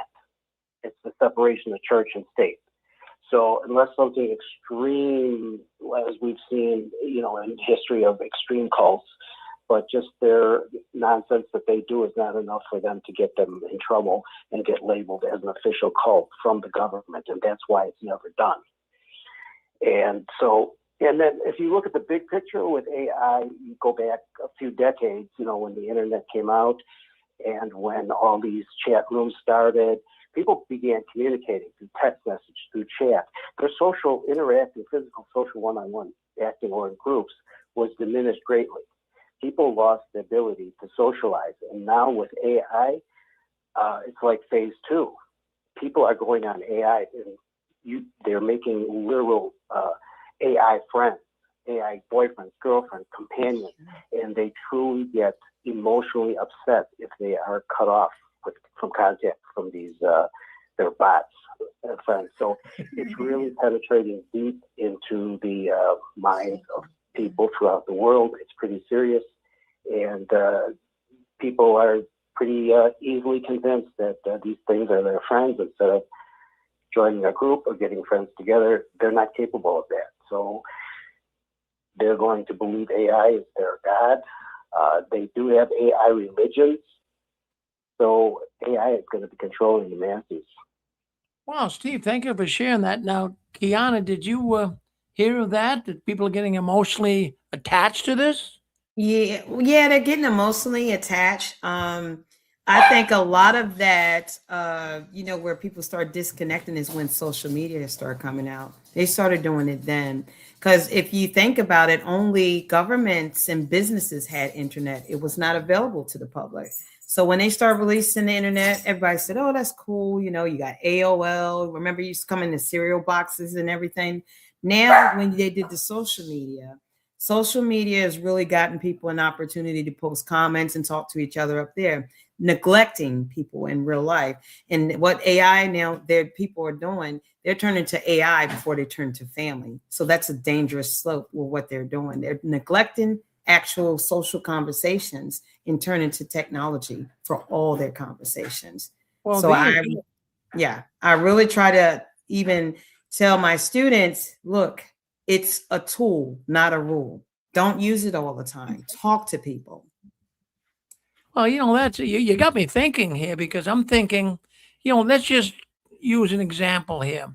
So suppose there's a young girl in school, and maybe in high school, and she's very young, maybe only about 16, and so she gets pregnant. Now all of a sudden, she's scared to death to go to mom and dad. She's not going to tell anybody. So she's going to share these things with Chat GPT or someone. And then, they're going to go back and forth. So there's going to be a lot of secret information between people in AI. And I can see a danger zone there. Can you see one? Yes, I see it. I see it. And it's really scary. That's really scary within itself because, it's good for information. It's good for communications and using it for some things, but not to just spend your whole entire day around it. It's not good for that. It's like an overuse of it. And then I'm even thinking because go ahead. Yep. Oh, sorry, I didn't mean to interrupt you, Rick. It's Maverick here from London. Maverick, yes. Yeah, this is a really good subject to talk about because whether we are in denial about the impact that AI is going to have on, or is already having, it's here. Like that horse has bolted already. So we've got to learn how to use it, as already been mentioned. I think we should embrace its positive things because, like for me, it's been a game changer in my work. And it's opened so many doors for me now in what I'm doing, which would have cost me thousands, literally tens of thousands of pounds or dollars, needing a team of people who are experts at the area I'm trying to work in. So for those things, it's fantastic. But like we just mentioned, I think Kiana was saying, it was so true that the moment you start asking it philosophical questions like, what do you think about this and what do you feel about that? It's going to give you probably a consensus of known data. So you're going to get a lot of different views. And then the trouble is that because we're humans, we process everything as if we are talking to someone. And because it communicates with us as if you're talking to a real person, it's so easy to just say, oh, he said this and she said that, and actually give it a pronoun as if it's a real person. So I use it daily. I use AI daily. It's for my work, and it's an absolute game changer. But here's the thing, though. We're talking about Watchtower very quickly before I forget. This is a fantastic time if you're a PMO or someone questioning the Watchtower, because before it used to take you a lifetime to gather all of the information relative to the subject you were researching on the Watchtower. Now you can join the dots so easily. You can say to ChatGPT, for example, give me all of the times that Watchtower said blah, blah, blah about blood issue. Boom, literally in seconds, you've got every reference. Now, Watchtower does not like that because it knows it can't argue with that kind of level of facts. But they themselves, we know 100% that they are using it. They are using it, Rick, and they're going to continue to use it. But at the same time, with the other side of their mouth, they're going to be telling the rank and file, be careful, don't use it. Be careful because it's going to gaslight you. And funny enough, it does gaslight, actually, because if you ask it a question, AI does gaslight. I've noticed it. Like you'll ask it something, and what do you think of this? And that's the thing I made a mistake. I asked the question, what do you think about this? And I'm thinking, hang on a minute, if I ask that, it's going to be a philosophical response. And then I say, oh, hang on a minute, you said just a minute ago that was a good idea, but now you're telling me it's not a good idea. So that's where it's the skill, that's the skill of being able to, and I did hear somebody say the two biggest skills for the next sort of decade is how to prompt or how to talk to AI and your creative imagination. Those are the two biggest things that a person can bring to the table, because the nuts and bolts stuff of it executing what you're asking it to do, that's already so advanced. If you made a website even 2 years ago, or it would take you a few months to do a really good website. Now it's literally 25 minutes for the same amount of work. So, it's incredible. But yeah, Watchtower is going to be in a really tricky. It seems like they always seems to be they're treading a fine line. They're always on the tightrope because they're going to be very scared about the access that the rank and file have to AI and asking very awkward questions about its history. but at the same time, they know they need it because they're using it as their PR advisory service, and we know that's happening, Rick. So this is a fascinating subject, and there's so many angles to approach it. But I just thought, so I appreciate Kiana's input as well, and it's a great subject. Should return to this subject quite frequently, Rick, because it's really it's something that's constantly changing as well. So it's good to keep tabs. But thank you. Well, you're very welcome. So what do you think of that? What do you think of that, Kiana?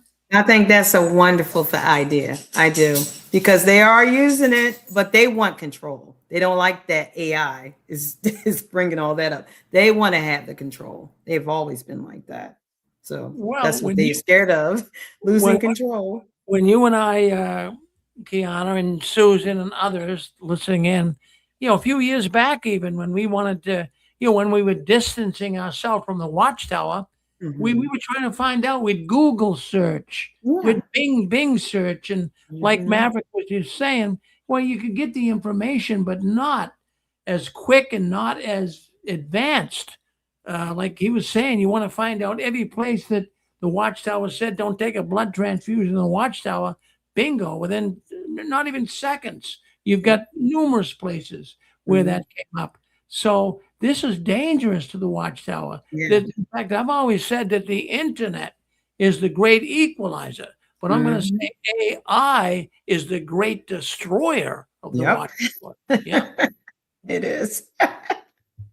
Well, it's amazing. Anyone else have any questions for Kiana? We're kind of loose here. I know she's kind of she was so nice to come on here tonight. Absolutely. So any other thoughts for Kiana? She certainly knows her business. We're going to get her back on here again. We're not going to just let her go because she has so much she can share with us. In fact, the audience really loves you, Kiana. Thank you, everyone. So we got. I think we have one more caller here. Let's go with. Is that 603 or is that 575? I think it's 603. Go ahead. Or is it 585? Let me put my glasses on here. Having a hard time seeing the screen. It's not too dark. Okay, hold on. Yeah, Rick. Yeah, it's 58. I'm at 585. I just wanted to ask Kiana if she understood that the AI centers and everything that's being planned really has to do with the beast system and the fact that they're going to survey everyone to make sure that they bow down to the beast in the image, and they want to make sure that anyone that doesn't, they'll be killed. I don't know if she understands that or if she agrees with that, or I'd like to hear her thoughts. Well, I have to say that I do agree that it's going to be used for some type of beef system. The reason why, because there's such a push for us to go digital with the currency. And they want to use AI to control. So honestly, I do agree with that. But I cannot say what's going to happen, in future wise, but that's what they want. I talk to a lot of people that's in the tech industry and everything, and they would give certain inputs to that being what it will be. That's what they're using it for. So data centers are using up a lot of water and a lot of electricity, but they have the purpose to really keep every data from everybody. Like, for example, when I go to the airport, they even got where, can you look at this camera, please, so it can facially recognize your face. Don't ever participate in that. Because, you give the government a lot, but why do you want to give them access to your face? Over there in Europe, they do not allow that because they feel your facial recognition is your data and it belongs to you. No government has a right to surveil you. Here, it's totally different. They want to surveil you with that. And they are going to use AI to do different things similar to that. I can't speak for the vast ways they're going to use it, but that is pretty evident from some of the people that I've talked to that they plan to use that for. Kiana, you keep using that term they. Who is the they that you're referring Oh, to? some of my Silicon Valley friends that, are in California and Silicon Valley, and they work behind the scenes. Some of them work, at Meta. Is even someone that I know that works personally at the Meta. He's in the Meta AI department as well. Wow. So Yeah. that caller that called in. So what you were doing there, caller, and correct me if I'm wrong, but you're drawing a connection between AI and the beast. Is that what you were saying? Yes. Correct.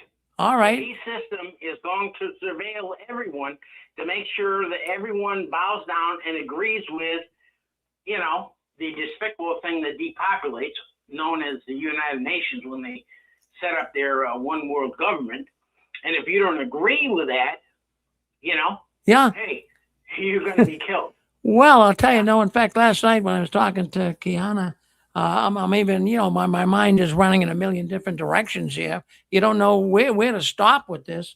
But I even got thinking, is it possible? Is it possible AI could actually be the man of lawlessness? Or could it be the new, yeah. No, the man of lawlessness is the son of destruction, which is a human. Son of destruction is the same term for Judas.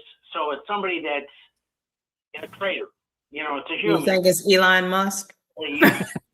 Because some people were saying that, look at all the money he's acquiring. He's acquiring so much money. And he did hint at certain things. And think about the brain chip. I'm not comfortable with any of that. Putting something on your brain to control your thoughts, that's not a good thing. I don't mind using AI to help in healthcare or for other things, but some things getting a little too extreme, it just keeps you like, okay, something's going on. Well, Elon Musk said AI is summoning the demon. He said that. He said, did. We gotta be careful. He sure We're did. summoning the demon. Mm-hmm. Yep. Wow, I never heard that. But He did say that. He said that. That's right. Oh, we have another caller. Go ahead, caller. Ask Kiana a question. I just had a quick question for Dr. Bradshaw. I just wondered if you were familiar with the gentleman in Watchtower. I don't know his name, but he is the person that's responsible for the MEPS system. And I was told by other parties that he is considered kind of a tech pioneer, like a Gates or a Steve Jobs and Wozniak or any of these guys. Are you familiar with him at all? No, I'm sorry, I'm not. Oh, okay. Yeah, Watchtower made such a big deal. I believe it was in the 80s with this MEPS system. I don't know if you're familiar with it, but it allowed Watchtower to be able to print in simultaneous languages, and apparently no other company had that. And they all have it now because Watchtower sold it to them. Barbara Anderson came on this very show that you're on right now and said that they being Watchtower, sold that technology to IBM, Microsoft, and others. And I know they sold it to Microsoft because they have lifetime software from Microsoft as a part of that deal. So I was just wondering if you knew anything about that person. And I also wondered, and I'll be extremely brief, I used to notice when I was a witness that Watchtower in the study article would list or mention scriptures. And when you would go and read the scripture had nothing whatsoever to do with what they were talking about in the paragraph. And I began to wonder, why would you put scriptures in here that don't have anything to do with it? Now I'm wondering, in hindsight, if they were actually using some sort of an application to put those Watchtower articles together, and it was referencing those verses. And of course, there's no human to verify that those verses really fit. That's one plausible explanation. So maybe Watchtower has been using something akin to AI all along to write some of these articles. They have. Yep. I think they were using something a long time ago. Yeah. Well, like I said, supposedly they have a tech pioneer right there. Yeah, absolutely. The app system is still there unless he's passed. So maybe they were using something akin to that. Great. Thank you. And thank you for coming on the show. Absolutely. Well, I have a question. Go ahead, Pixie. When we do a search using one of these systems, there's been some medical inaccuracies in a lot of them. Yeah. What would your advice be? Do we do a Boolean search and say any and all? That would be very lengthy. We talked about not saying what do you think about or how do you feel about and put the topic. What would be your suggestion to get a good search result? Good search result. Sometimes you could put the 2 semicolon marks or the commas around your wording, or accent in a way, because some of the language models that is using, some may be smaller than others, so it's going to give you inaccurate information. But if it's using a large language model where it's used to a lot of reasoning and questions and knowledge, usually sometimes when I want to search, I would word it a certain way, or I would use those comma marks and it'll get me only that information on that particular area. Like if I search something that's talking about cancer, I will put a colon around there or those common marks, so that way it can go ahead and get me information about that, not something that's inaccurate or another topic. So that's sometimes what I do to totally search that particular topic. I would do that, or word it in a way and say, what information can you provide or research on cancer? So you would have to word it a certain way to get a good search instead of something that's not really accurate. Thank you. That's very helpful. Mm-hmm. Absolutely. How about 860? You want to come on 860? You're on with us. Go ahead. Hi, Rick. It's me, Deborah. I just wanted to say, first of all, it's nice to see you, and especially Susan. I wanted to call in earlier to say it's so nice to see her on camera again. Thank you, Susan. You're lovely, and I hope we see more of you. I hope so too. A question for Kiana.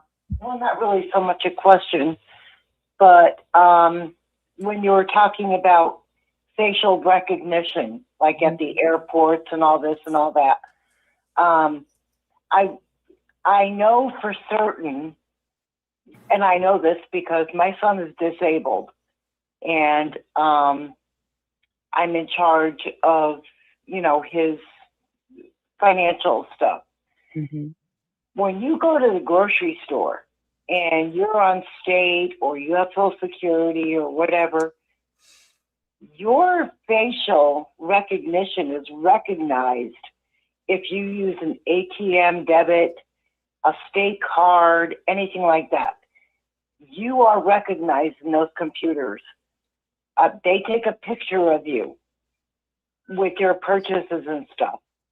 So, I mean, it's just, it's crazy. I mean, even when you go to the bank and you make a withdrawal, they have cameras right there. Yeah. And they take not just your picture, it's a facial recognition to make sure that that's you. So it's really basically everywhere. It's everywhere.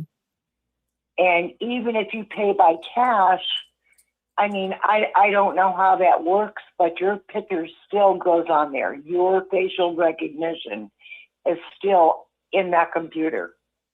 Mm-hmm. Yeah, it's just like, that's where I think about the surveillance, because even when you're driving in a car, you're going down the street, you see the little platforms look like a little small solar panel. That's actually a camera. They're taking pictures of your license plates. So if you could deny one source of surveillance, that's why I denied at the airport, because I mean, they take pictures of you everywhere. Do you really want them to have every single second of your life? Yeah. I've noticed in the past 5 years, those,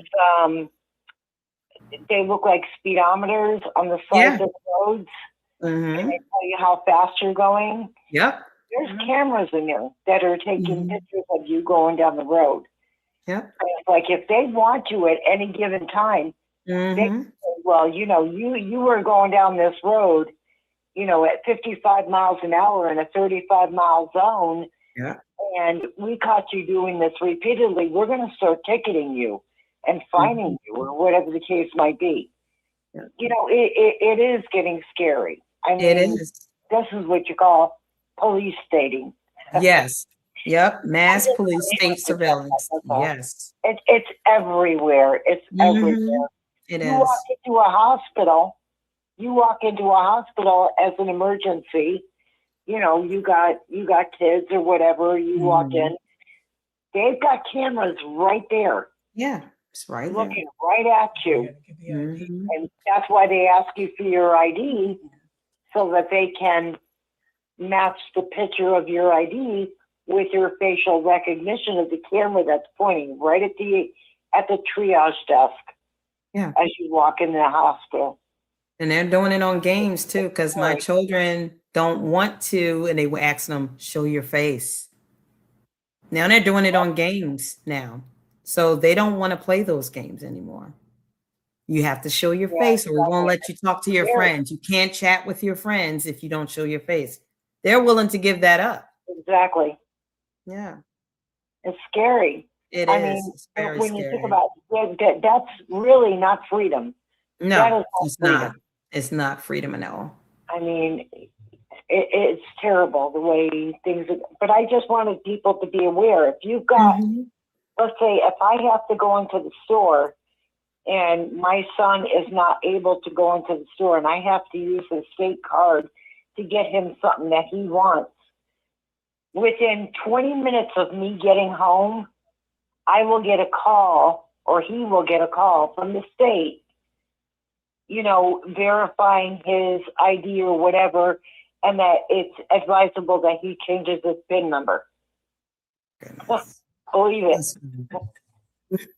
It's freaky. That's creepy, bro. Geez, Deborah's got me scared here, Deborah. I mean, really. Yes. I never. Well, don't go around using anybody else's bank card. No, because there's a lot of times that he can't go to the store, so I have to go for him, and he doesn't drive because he's disabled.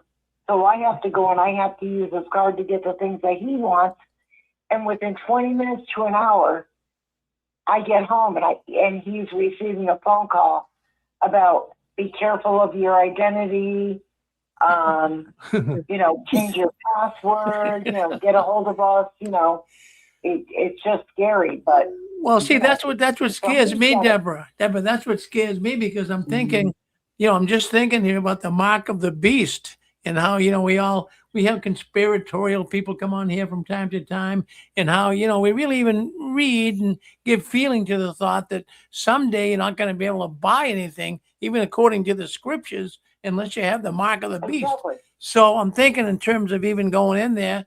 And so you go in to help your son, and now, you know, he's being called. So it's kind of like maybe a test run to, you know, to make sure the right person is buying this, so they're not going to be able to buy it, you know? Well, even with the smart meters, you heard about the smart meters. They started putting those in, 10, 15 years ago? The smart meters on your homes. You know what those were for, right? No. Tell us. Those smart meters were to implement the regulation of how much electricity you use. And if you go over a certain limit of electricity every month, let's say you're a family of two, and hypothetically they allow you $120 a month for electricity. If you go over that, they have the power to be able to shut that off after $120. After $120. If you already met your $120 after the 15th of the month, they can shut that off. Wow. That's what that was for. It's coming to that point. All these smart appliances and stuff, they're able to read what you have in your refrigerator. Well, you still have a half a gallon of milk, or you don't have any milk, and you're only allotted so much money every month on your card that you get.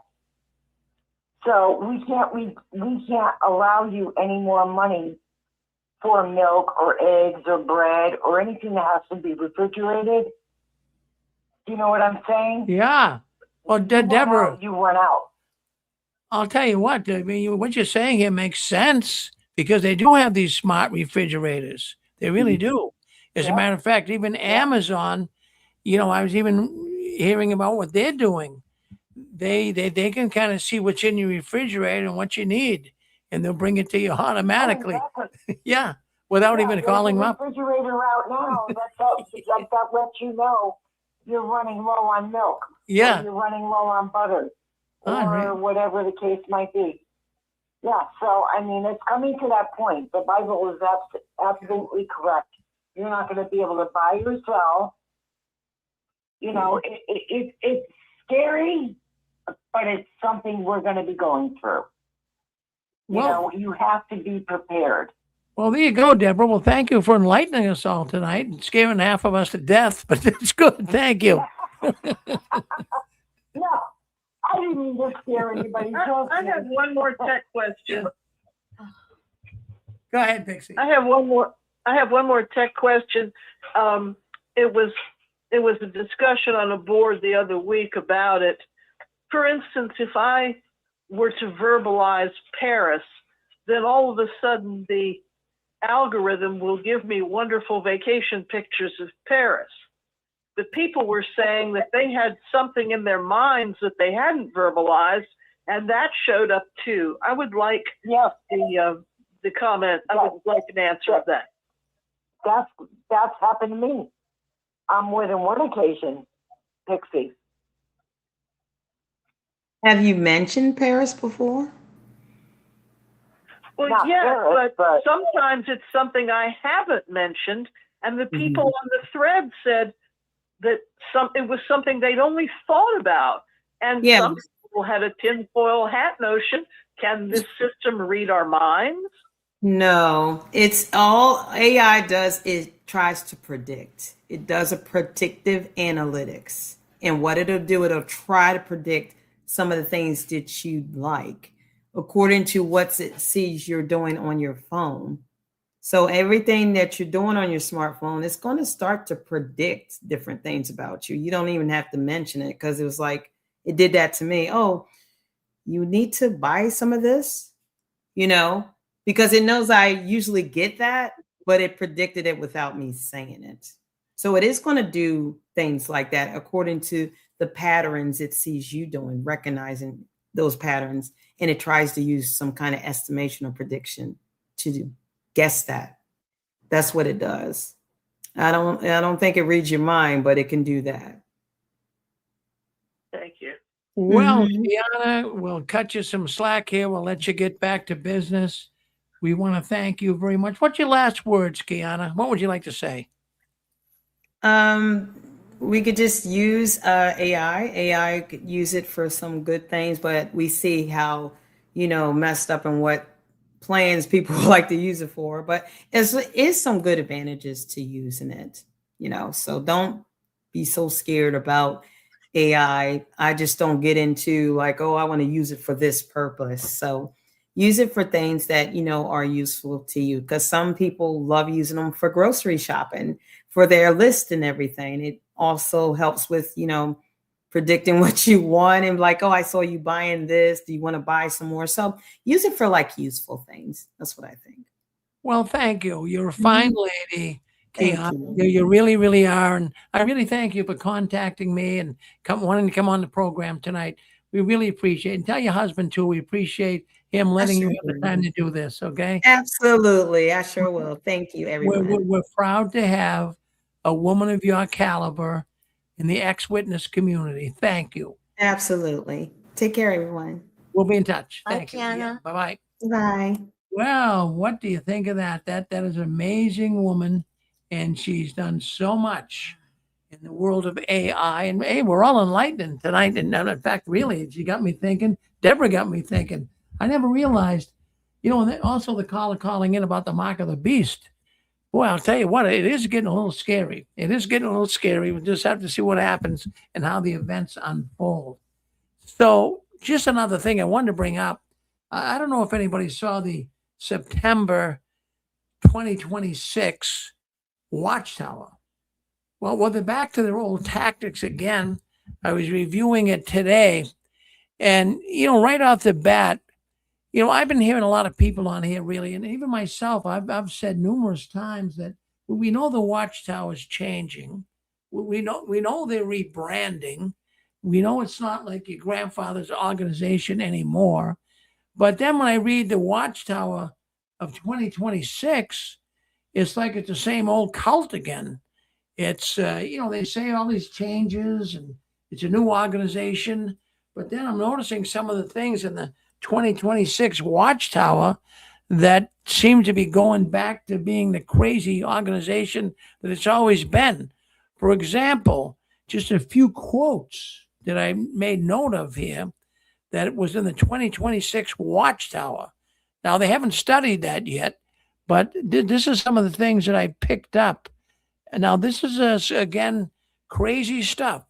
One of the quotes from the Watchtower here is, "We will follow the direction we receive, even if we do not fully understand all the reasons for it, or if doing so angers those who hate Jehovah." So what it's saying here is, again, even if it's not sensible, even if it's not logical from a human standpoint, they just reword a little bit different here. Follow the direction, even if you don't fully understand it. Now, really, would you follow directions that, even if you don't understand it? I mean, who would say that that direction would land up in the right place? So, Watchtower's back to this again. What if the directions were on a prescription bottle and it said, take this medicine 3 times a day, but it was poison? Yeah. You're going to follow those instructions. Yeah. So, really? Yeah. So, but see, this is really, as much as they're changing, they're really not changing. As much as they're rebranding, it's still the crazy stuff. Here's another quote: "We will follow the direction we receive." Well, I just gave you that one. Here's another one: "We are living in the last days of the last days."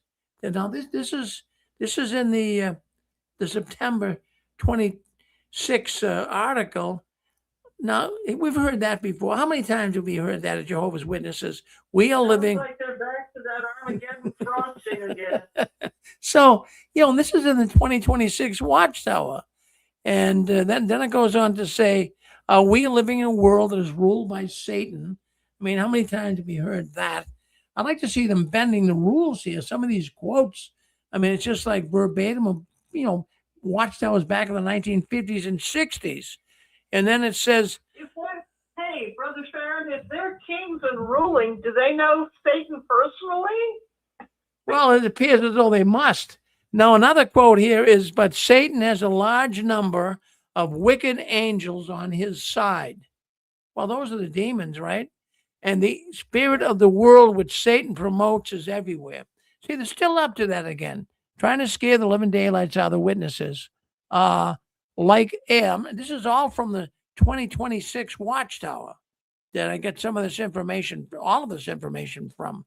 Another quote is, "Like air that is polluted by harmful contaminants, the spirit of the world is harmful."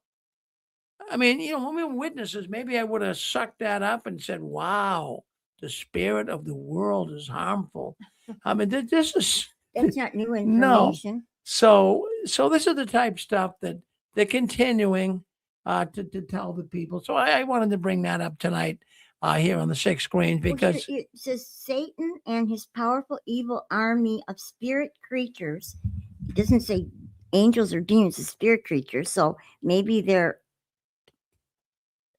I don't know, aliens, space aliens. They're after you.